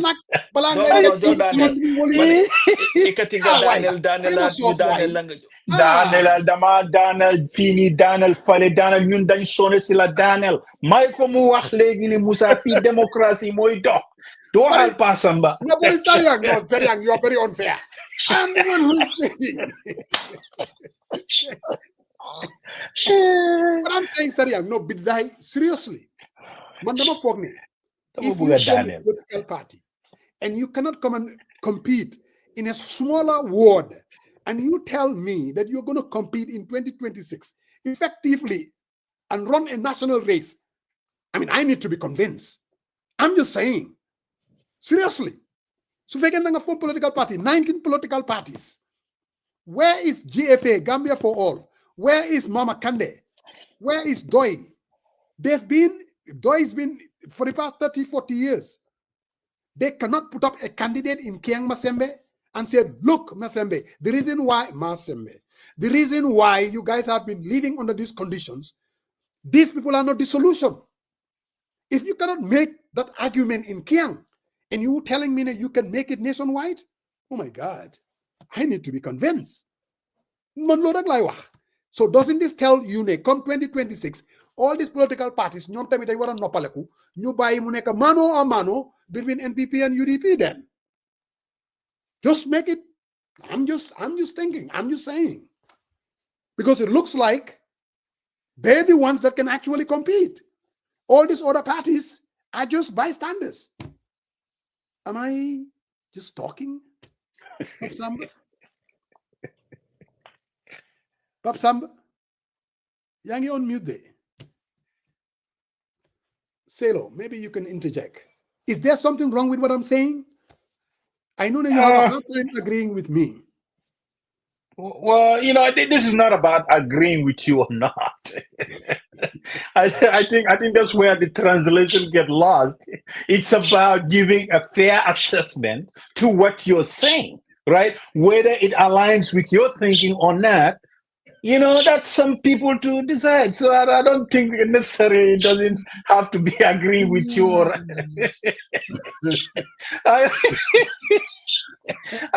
I respect your opinion and you're a political genius, but sometimes, for my tangle affair select, mugena tangle, understand that? So, well, it's a legitimate question, right? I mean, it's only that you are holding off just for the presidential elections, you are now vying for all this. I think it's a legitimate question for them to answer. I mean, why are they not putting up a candidate? But leader, Kumun Samarom Duma, and it's an epicenter. I mean, he's famous. He's going to be re-elected by a landslide. Bogas say Unko Musa come on the ground in Kiang. This is where the politics is concerned. So I am just saying he is very, very popular. He's going to win by a landslide. Well, you know what? Take the message to the voters. Let them decide. Kumun Samarum Dumal. Yeah. And I'm not saying Masembe is the barometer across the country. But you know what? I think the sentiment is true. People are very happy with the status quo. And I think hold on. My mama Daniel, my light. So for now, il faut nga may ma wax Musa wax suma xalaat lu ma foog ak suma gis-gis xanaa loolu baaxut si waxtaan bi Fada. Definitely. No, I miss you, man. It's been. But it's very young though. Uh-huh. I remember there was what was his name, man? I don't know whether you remember. Maybe sorry, he was the campaign manager of George Bush Senior, I believe. He was George Bush Senior. He's a campaign manager, a Republican, a short guy. He actually passed away. He had cancer, and I remember when they went through New Hampshire, and George Bush ended up losing, and he said. And they were heading to South Carolina. He said, "I'm throwing the gauntlet in South Carolina," basically saying, "If we do not McCain, you're talking about McCain or no? No, not McCain. This is a campaign manager for George Bush. Okay. George Bush. Karl Rove. No, not Karl Rove. No, not Karl Rove. Not Karl Rove. This was before Karl Rove. I mean, Sol Baji. This was before Karl Rove. This guy passed away. Actually, I mean, he has this southern slang. I mean, he was a heavy hitter. And he basically went out there and said he was throwing everything in South Carolina. If they cannot win South Carolina, then that means their campaign is over. So would you say, using that, would you say that clearly, in as much as Pasama said it's 1,500 votes, I thought there were a lot, many more votes than 1,500. Okay. So does this tell you whatever happens in Masembe would set this stage for 2026? Or what do you, or maybe we can make a whole lot out of it? I am not going to make a hype of it. Okay. If you work hard, you make your case to the voters. The current status quo of this, the Gambia. I think the voters, there is an appetite that they would listen. They want problem resolved. They don't want politicians to show up, try to bribe them for a visa or half $1,000,000 to put it into their account, or try to construct their dirt roads just because they want their votes. They want solutions. Fool me once, not twice. And I think the message needs to be clear. Do you want the continuation of inefficiency, mass corruption, and lack of delivery for basic services? Do you want a continuation of that? If you want, then vote the current government. If you want something different, you think that it needs to be equitable.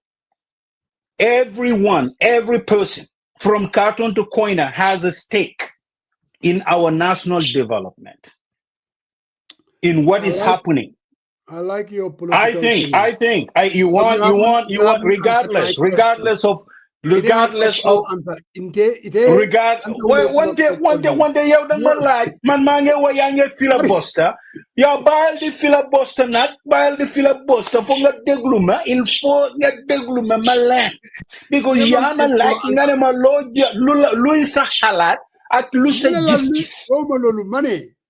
Money. Okay. Results coming out from Kiang Masembe, 1,500 voters. Does that tell you? Would that tell you? Let's say, for instance, if UDP holds on, man, understand that's a question. Yang twist at again. When the mandinala buy demal lajal, no problem. No problem. Huh? No, let me money. If UDP holds on with all the, because these people, what they have done is basically elevate these by-elections, the MPP daddies, Osanga. They send all their heavy hitters. Sufekene, in a small place, you send all your political heavy hitters, and then you come out losing it. What does that tell you? Can that be used as a barometer to say, NPP, you have a problem there? But if it works, would that tell you, maybe the opposition, we need to go back and look at our strategy again? What say you, my friend? Man, luma wan moy dangma like suma gis ak suma halat te lo la girawa. I am not going to put too much weight on what happened to Masembe. I think the opposition What? Hold on. One thing my like from my buy my land. One thing me democracy. From na the new fini pour ñu joko boka halat boka gis right? Yes. So by my land man luma wani. Nobody should fool you there. Nobody should fool you. Opposition. Alkam moileba. Them I'll take your message to Koina to Carton, knock every door, reach out to every voters. If they really think they are happy with the status quo, wow, they can vote for the current government. No, want the money. Dang ma laaj pour suma xam nga li moy sa affaire. Li moy sa yow nga ñew fini diñ wax ne wow ni la man ma ngi wa money. This should not fool anyone. The way you work hard, if the opposition came on top, they need to double their efforts to refine their message, knock every door, reach out to every voter to ensure that the status quo is not working. So let's make Gambia better again. Lola gena wa faramos man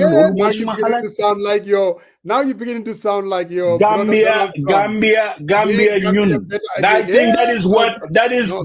You are. I think you are just agitating. You are just you are agitating. Mandumala Fale. What I said is the political junkies are listening. I'm working on money. This thing is nobody should be complacent. Take the fight. Take it very seriously. If you come in on the show and say, man, fitna, the ridiculous guy of all people, the last person on this earth who's supposed to preach anyone about morality, about being a good neighbor, is that ridiculous guy in the name of Seeding Guy, who comes a shameless guy, who sits on that platform, try to tell Bobu Fitnala, Imami, then you want a joke, then you want a wahli, blah, blah, blah. This is the man. When Gambians, majority of the Gambians, thought Gambia was on the brink of war, he stood there shamelessly, saying that the president that he considered as his godfather should not be sworn in as president. So today, we must set the record straight.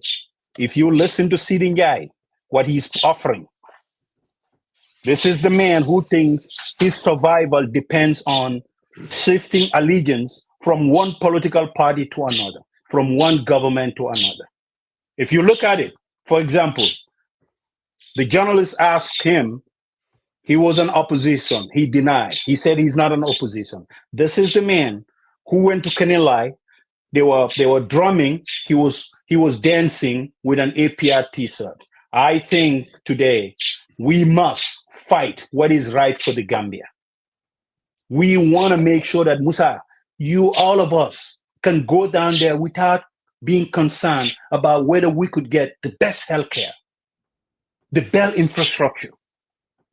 So I think the fundamental question is here is speaking against the status quo doesn't necessarily mean you are against the government.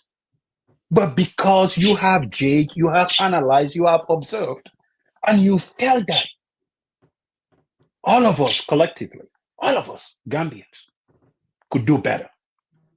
And we should do better. And until that is realized, we must stay the course and we must push back in any notion to convince that being an opposition is a bad thing. And I heard them use this phrase over and over. Thanks to the opposition. That's why he is a deputy speaker today. My good friend Sekou Mbalo, he used this phrase, thanks to being an opposition who ushered your current president into the presidency. That's why you are a political advisor today. Thanks to the opposition. This phrase, and I think the opposition needs to push back on this notion. It's not a bad thing to be an opposition. In any multi-democracy, you should have a democracy. You should have an opposition that would highlight and challenge government policies. And to my brother, Ismaila, I hear you. I've seen that you take a different tone. I don't know whether it's the position, but I've seen you Some of your comments are very condescending. You are my brother. Please, being in the government and disagreeing with people and calling Mahdi Center as a one-man center. You know that, I know that. That's not true. When you were arrested by this current government that you are minister of, Mahdi stood up and stood his ground and speak against impunity. I heard you take a jab at Sekou Kamara. It's not only that what Sekou is saying, just being a UDP member. What he's highlighting are factual and is a challenge that our country faces. Same thing as Tombon said. Not saying a Tombon guy, a guy that is now, we as Gambia, we need to respect each other. Regardless what, if we disagree, don't throw condescending comments to people. You know better. We know you, you know me. So definitely, I applaud Musa for bringing this, but I tell you what, Masembe is the epic center. Kumun Samaram Dumal. The message needs to continue, carry on from Khartoum to Koina, door to door, convince, voter mobilization. Together, we will move the Gambia. Thank you, Father Mos. I hear you loud and clear. You've said a lot of things. There is only one problem. You did not answer my question. And that's unfortunate. Everything that you have said, I don't disagree with you. The interview that Sidi Njai did, like I said earlier, the guy is overrated. He's not really even politically savvy. Really, he's not. And most of the arguments that he was making fell flat. It was just laughable. But that's not my question. My question is, no, yang lal fidi, indi fele. Man leka sumam bahal salum butoy. Te mangi fini kiri Aisha nyoma johlite. So but yes. About Kir Aisa, brother man. Hold on. I gotta go to Kir Aisa, must say, because I'm a little bit hungry now. Very hungry, bro. Welcome to Kir Aisha Restaurant. We are located at 1460 Boston Road in the Bronx. We are open 7 days a week from 1 to 12 a.m. We serve Senegambian food and American soul food on Wednesdays and Senegambian food all 7 days. We do dine-in, we do takeout. We serve chebijin, chebiapa. We do mafe, we do plaza, we do ebe every other day. We have yassa ganat with rice, super kanja with white rice and fufu. We serve a lot of delicious foods. For dinner, we do dibi, chicken dibi, penta, whole chicken. We have shawarma, lots of good food. Also offer catering services for weddings, baby showers, birthday parties, whatever you need, we got it here at Kir Aisha. You can call us at 718-450-8606. And we're also on Uber Eats. And if you've ever been to Kir Aisha, make sure you leave a review. Thank you guys for supporting, and we hope to see some new faces. But it's Sariang, Manglagisa Libi Muge def nide. So what are you having today? Mane mbahal salum. Mbahal salum de. Yeah, mbahal salum. I'm gonna G butter la don't steer. You know, I have to mix it up. You know. Bonde bobu come like they used to say in the old days. Bufata tarach rolla. I'm gonna Musa, you are not fair. All my analysis is gonna blah blah. I told you. Okay. I do not disagree with what you have said. Seriously. Okay. Why, man? You know, we are in this game of politics and game of political analysis, not necessarily. So, Mandima Moine, Masembe has become the epicenter, whether by default or the government, basically, because they have sent all their heavyweights into Masembe. A small ward. So Fekene, they are unsuccessful. Doesn't that send a message that, you know what? Opposition, maybe these guys, they can be defeated. On the other hand, This is a UDP stronghold. If they come in there and sell all their heavyweights and they come out victorious, because I know that would be the same playbook that they are going to use in 2026. Not only in Masembe, but in Upper Nyomi, in Lower Nyomi, in Sandu, in Salum, Upper Salum. You know what I mean? The same playbook in the Nyaminas. So wouldn't that also send a message that the opposition also need to say, we need to kind of rethink our strategy?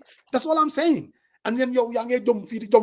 Wow, amga yaw yange kumase si digabi. Man dama dem for hamne history bi lola jena wa history bi ne. This seat is not like an open seat. No. It's Opposition party. Hold on. By my Daniel. Yo wanga man degul de damala deglu benga jail sawabi. Well, so the thing is, we are with this whole thing, they send their heavyweight, they are this and this and this. That is immaterial. First of all, let's talk about history. This seat is a UDP seat, right? Their councillor, hold on. I did. Okay? So the fact that the thing is they are protecting their seat and making sure that the candidate of their choice that they put in wins again. So now, if he wins, hold on, one day, Maima Madanel after the light, because Teote. Yo sa hamgane suman jembe bi tagana ko deger tip combat bidal safna lo hamna. I'm telling you, man, I like you, Surwa. I don't know whether Jennifer is helping you out here, buddy. Yeah, I'm telling you, I'm gonna improvement bila. I'm gonna Lego dama ñew ci platform bi da Musa di may sanu ay kaddu yo xamne yefi salum te Louis too deep I have to break it down. Understand? So no luma wani moy. Exactly what I'm saying is this seat I think UDP needs to put every effort to defend their seat and they are defending it. Absolutely agree. Well, MPP is coming in because they wanted to embrace UDP and say, oh, you see, we want to take this seat away from them. I mean, I think they will have more bragging right. And I think UDP needs to stand and have a solid ground game and making sure that this seat, and so far, I think if you come in with your loud megaphone and saying, oh, you know, this candidate needs to withdraw. Who are you to tell people who needs to withdraw, who doesn't need to withdraw? What entitlement do you have? I mean, as you characterize it, he's low weight, low energy, overrated. These are all his things. Low energy, lightweight, overrated. That's all it is. So this whole thing, it needs to play out. So if NPP, if they are successful in stealing the Masembe ward, what does that say? Does it say? Well, you know, it does say something because it means that, you know, the opposition needs to get up and refine and maybe fine tune their message. But next Saturday, our first seat did not learn which. When is the election actually? Saturday? The 22nd. The 22nd. Oh, yeah, that'd be nice. We will talk about it on Sunday. The 22nd. The second, the 22nd, Kumunsa Morom Dumal. And I think, you know, everyone is out there. Mamadou Sabali, Munedi boys are happy in Masembe. What say you? Okay, well, I ain't glad that doesn't even require my response at all. If I'm not gonna respond to that stuff. I know you're just from Gambia. If the youths are happy, if the kids are happy, you are the roving reporter for the people, by the people show, keeping it real. Musa Cooper, by the way, if that is reality on the ground, yaw hamga, man hamna, so lolu duma ko tontu, duma wax dara si lolu. Jajale ka fo man ngol kam be akena ko fali fusu France. Jam nga lolu. Fali fusu France. No. Wahi No, follow mooy mbaam, right? Mbaam. Wow, follow. Follow e fusi France. Mbaam dafa doxi France. Loolu wax boobu doon na mel si man.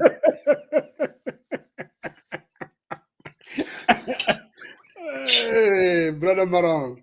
But bro, we're coming to the end of the Yes, Father, it's been an honor. It was was good. You heated. know, I know your strategy. You come and then, and then you're like, so Musa Jeng, you say Gambia is on the move.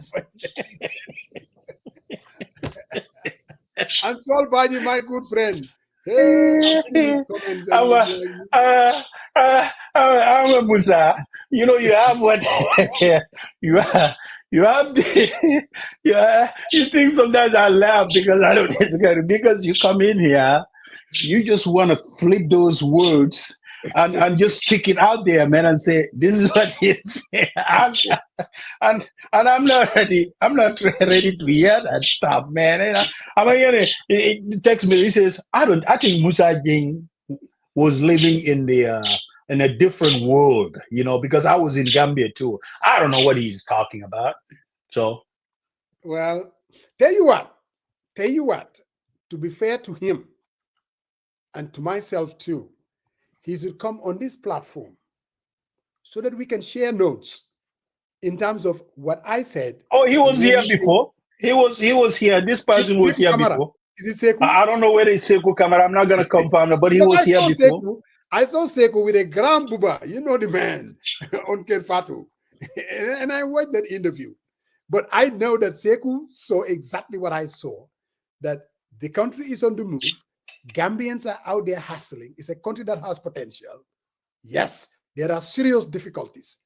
Yes. We are hustling everywhere, though. We are hustling everywhere. People are working 16 hours here trying to feed their family and get for ute. Well, okay. There is a reason why. Where was it? Was it in Senegal? Or I think it was in the Gambia. When they were talking about giving out these this visa to Spain. Can you imagine, for agricultural workers, these young folks, and they're all dying to go there. And what they don't understand is that is difficult work. When they get there, they'll realize, nah, this is not like a walk in the park. Why, Pasamba, you're banging. We're just about to. But Musa, I think that door. No, Musa, that's fine. And I think what you say, see, affair is at this painting. Yeah, you think they didn't realize this hard, Musa? If these kids student generally in Duga Gal, where they can just lose their lives like that to leave the country, that shows you the level of hopelessness in that country in the first place. And I saw boy Fadi saying, Mama, we have an unfinished business. I saw his boy, Sabali. Musa, you forwarded me something that he wrote. Talking about this old kotos and calling me, what did he call me, a hypocrite? Because I'm like, I'm gonna let more grow. You know what is the saddest part? Somebody who has now had three tongues, Nyeti Lame,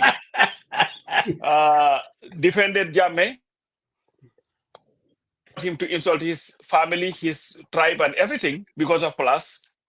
2016, when people were campaigning for change, even though Jammeh had put him in jail and released him, he was campaigning, telling the youth that he campaigned for Jammeh 2016. Oh yes, yes.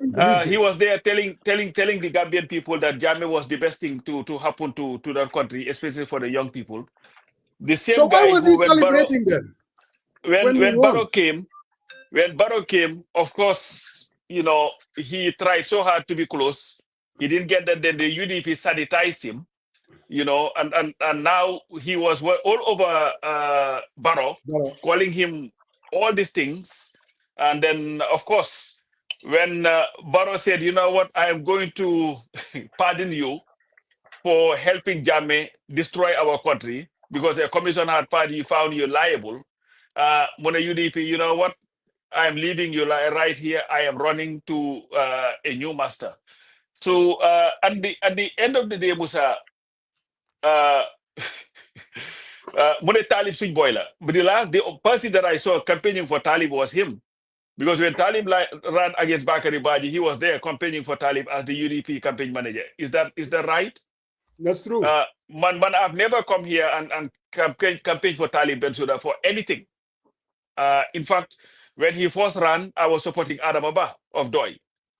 When he ran the next time, I was indifferent because I like Bakari Baji.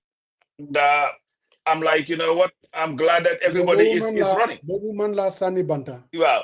And mune Esa Fall, mune Esa Fall, swing boiler. Man, when Esa ran, I was supporting Doi. I know Esa more than all you guys. And he said something that was very interesting. And this is where I'm going to end this, Musa. Moine Esa Fall defended Charles Taylor. If you do anybody else, I would be saying something against it. You know, here is the thing, Musa. There are two sides of the law. Those who prosecute and those who defend. And every accused person, including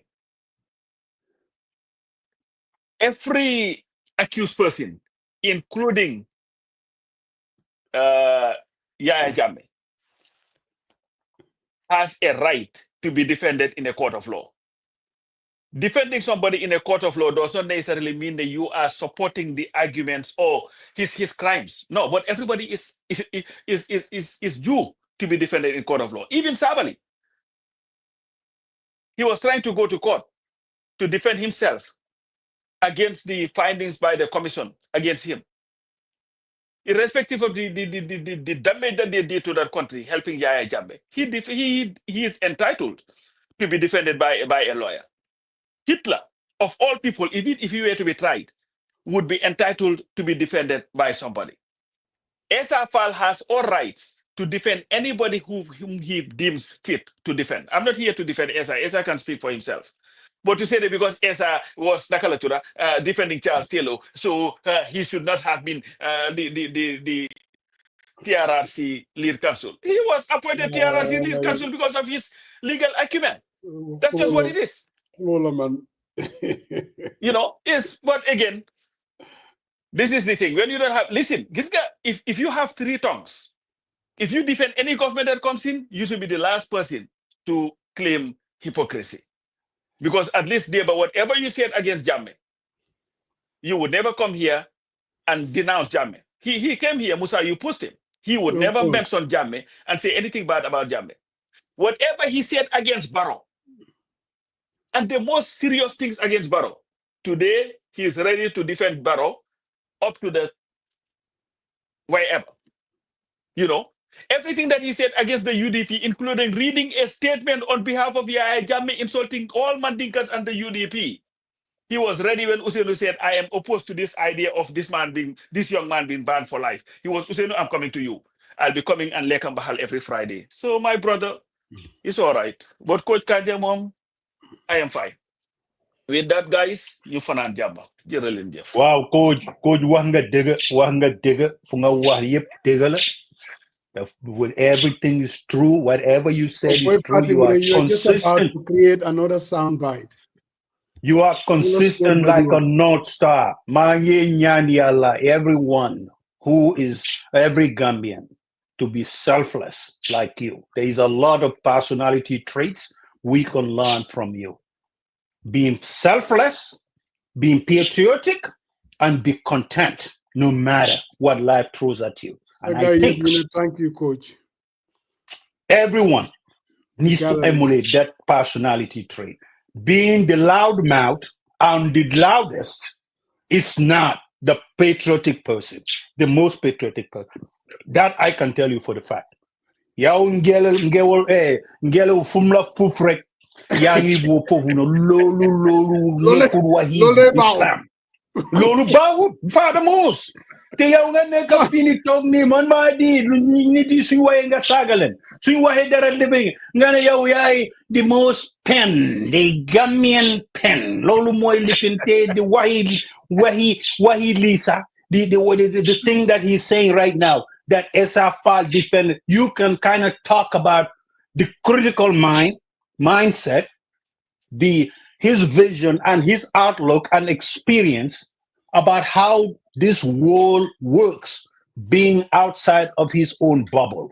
If you stay in your bubble, you think the world evolves in one space. But if you're open-minded and know how world works and accountable about your life to your fellow countrymen, you're not going to speak like that. But furthermore, I must acknowledge a few things here.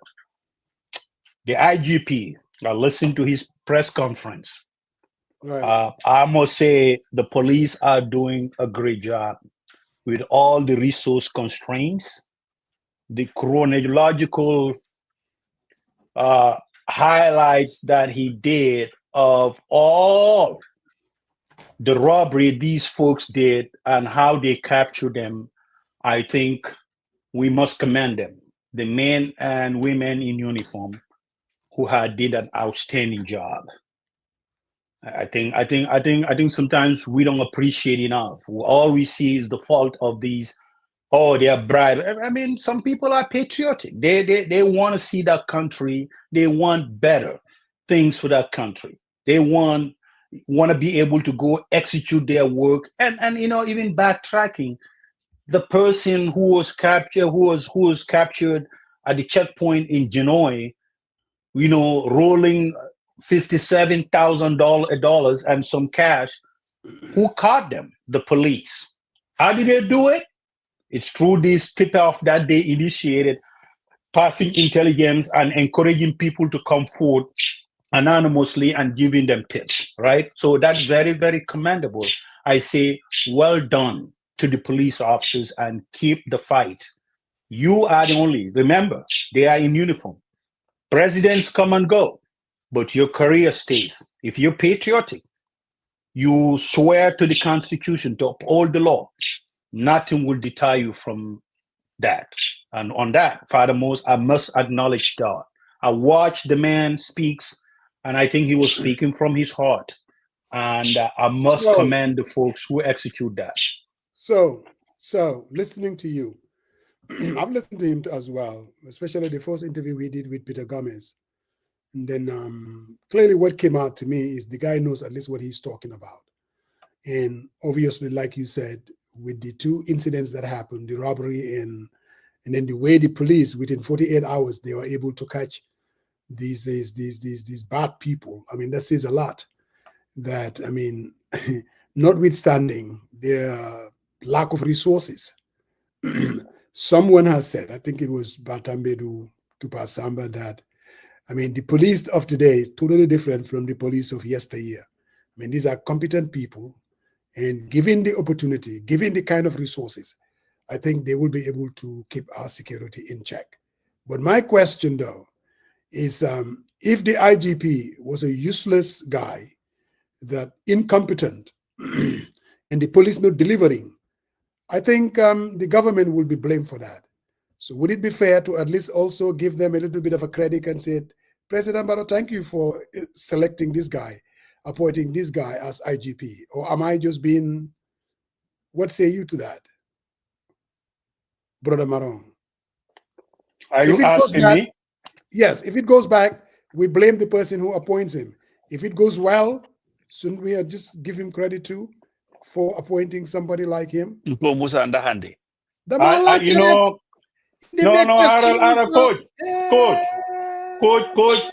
Maimarek, Hamga Musa mom, everything. No, Haral yang danga osuma tur purma tontu, by mama tontu, Maimarek. Why Maimarek wada, Father Mos, Maimarek. Nyan na lang giri ala yonante bi, Maimarek matontu. Mun ga def lolu hana? Okay, thank you very much. I don't see anything in political lenses. I think serving and doing all these different things, even though I don't agree with the commander-in-chief, but I execute the orders and I protect my folks, right? I think credit goes to IGP. IGP institutionalized that institution, and there's a lot of challenges ahead, but he did it. If you listen to that man carefully, so there's a lot of stuff. The man who hold on, one day, no, munge wa ya hamga yow bugulo pour ñu wa lo xamne jaar na si dëgg yow di laam-laamee rek te loolu tey daal bugguma loolu man lu dëgg rek loolu laay gën a wax Faramos ndax nga may ma faara man ma daaneel tamit no but Faramos on a serious note that I think Mr. Toure is doing a phenomenal job. And one thing that I'm speaking to one guy and who is affiliated close to him, I said, what sort of qualities does he bring? He says, what he brings is the unity, like someone being at a position for a very long time and not being able to rotate, meaning they bribe the upper echelon saying that I'm going to stick. So in a post authority, like their rotation comes in, he comes in there, he look at this. He says, you know what? I think everyone within the inner circle or within the police force is capable of executing if they are trained well. So I want a rotation. Everyone should know how to tackle certain jobs. And I think that is a great concept. And he's employing it. He stood there and he says, we don't have vehicles. He said it. He didn't hold anything. So I think if I'm going to say bravo to the government, when I, hold on a second, government, sir. Man wahuma yefi government ya tuda government bi so fongma tuma tontu ya man wahuma yefi government man luma wahmoy a IGP is a professional IGP and he tried well lola wah ya today uncle bi man today ma ben uncle man wahuma uncle Sam ya ko wax te yaw Musa mi te man do ma dugal de duma dugal fen man fofu lay taxawul dal lolu Sariang like I said, the beginning of the program, I extended a nice invitation to mbadingolo ajaran kolle kali kumandi na Gambia la fansoto jura lungo la jang na Atlanta jang iko Gambia sa 60th independence celebration iko lunjumale moye lungo mutaile wala mu February 22nd na Atlanta jang abebe kala non Savannah Event Center membali Old National Highway butung mbadingolo ka nyingi tandiko fanande nyinang asobi mansoto drong iko nyina mutako momoye pare la chosane pare to drong keta mengo menti bota Gambia yena ye pare drong ila chosane pareto yenanga beng Savannah Event Center Gambia 60th Independence Celebration ko ngake February 22nd na Atlanta jang Savannah Event Center ye dal mutatene de ko bundal be la 10 p.m. butung wo kamala kebalu $30 bundato dindi wol membe sanjitan fly dumala iko $10 yininka wala bundato butung na Gambia 60th Independence Celebration no Gambia la fansoto jura lungo jang na Atlanta jang February 22nd butung alkana nyana de tengali sabajele butung be yalie Savannah Event Center Gambia 60th Independence Celebration no butung bal ni barala bake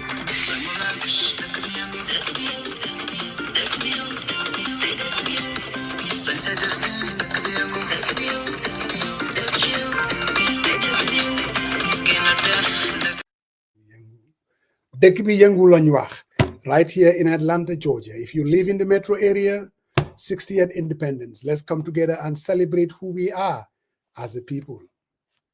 My fellow Atlantans, don't miss it for the world. Those are open at 9 o'clock. Come there, let's have merry. Food is going to be available, drinks are going to be available, and yes, Solomon and the boys, they'll have the vibes. And did I say there is going to be the hunting? Yes, the hunting is going to be there. It's going to be very, very cultural. Brother Marong, we're going to come back next Sunday, inshallah.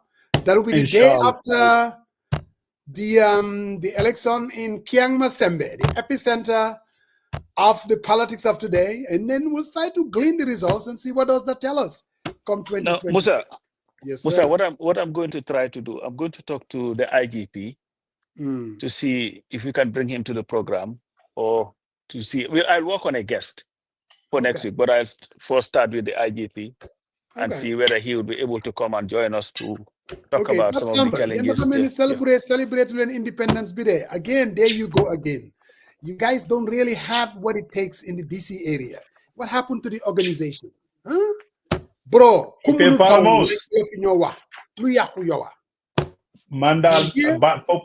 we make things happen. We shake Okay, things. let me tell you Ku what we munul dealing with bawul in DC. lu yàqu No, wax. no, defal dank bala nga lifinati di gaawatu seen Atlanta boobu noonu. You know, I mean, president, I'm gonna get the ample import one from Dallas. But anyway, no, the I'm going to fini. We're expecting an other snowstorm Money. this week Did you again. guys have any plans in place before the Oh yeah, snowstorm? the organization had a plan to do it. I was one of those We who have talked them one thing out of it. about Ancora. No, bas, yen mom Dallas mom. You guys mom wax dëgg yàlla fi mu nekk I know. Ñi nga xam ne kañ moom wax jee bari rek. Anyway, I'm not even going to entertain your blasphemous nakala talk. Why Kiang Masembe, we'll wait for you guys and see what the results are going to be. It's gonna be interesting though. Kiang Masembe Pasamba. On a serious note though, I mean, we'll see how it plays out.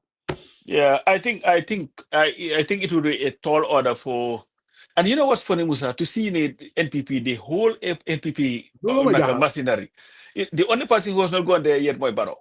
And don't be surprised if he goes there. And like what is so important big mistake, though, if he does. Yeah. What is so important? Gis na fa ñom Dr. Cissé sax moom it mu nga dem sol xaftaanam taxaw mën a cey ñun. But anyway. I thought Dr. Cissé is CA, and this is like an NPP candidate. You are a government minister. No, I'm just saying. Musa. Huh? Musa, gis nga whatever CA was talking about, they've put it aside. Doctor, this is all about Doctor. He's my guy, but that's just what it is. And it's just an NP, even a government minister, sir, to be very candid with you, I don't think that they should get involved in these elections and going there and campaigning. I think that's the wrong thing to do. For a handpicked government minister, I don't think you should at all. I can understand Nyom Sabali, Nyom Kisise. I get that. Even Sidin Jaisa, I can understand that. Benin Sabali, Demba Sabali. But for a government minister, really? There's something wrong with that picture, to be honest. But hey, we'll see what happens. Claim your mind and flip-flop. Do they flip-flop there, madam? Do I flip-flop? Pop Samba, we will be back next Sunday, inshallah. Thank you guys for tuning in. And like I said, my guys in the metro area, don't forget, it's the 22nd Saturday, Savannah Event Center. Hi guys, thanks.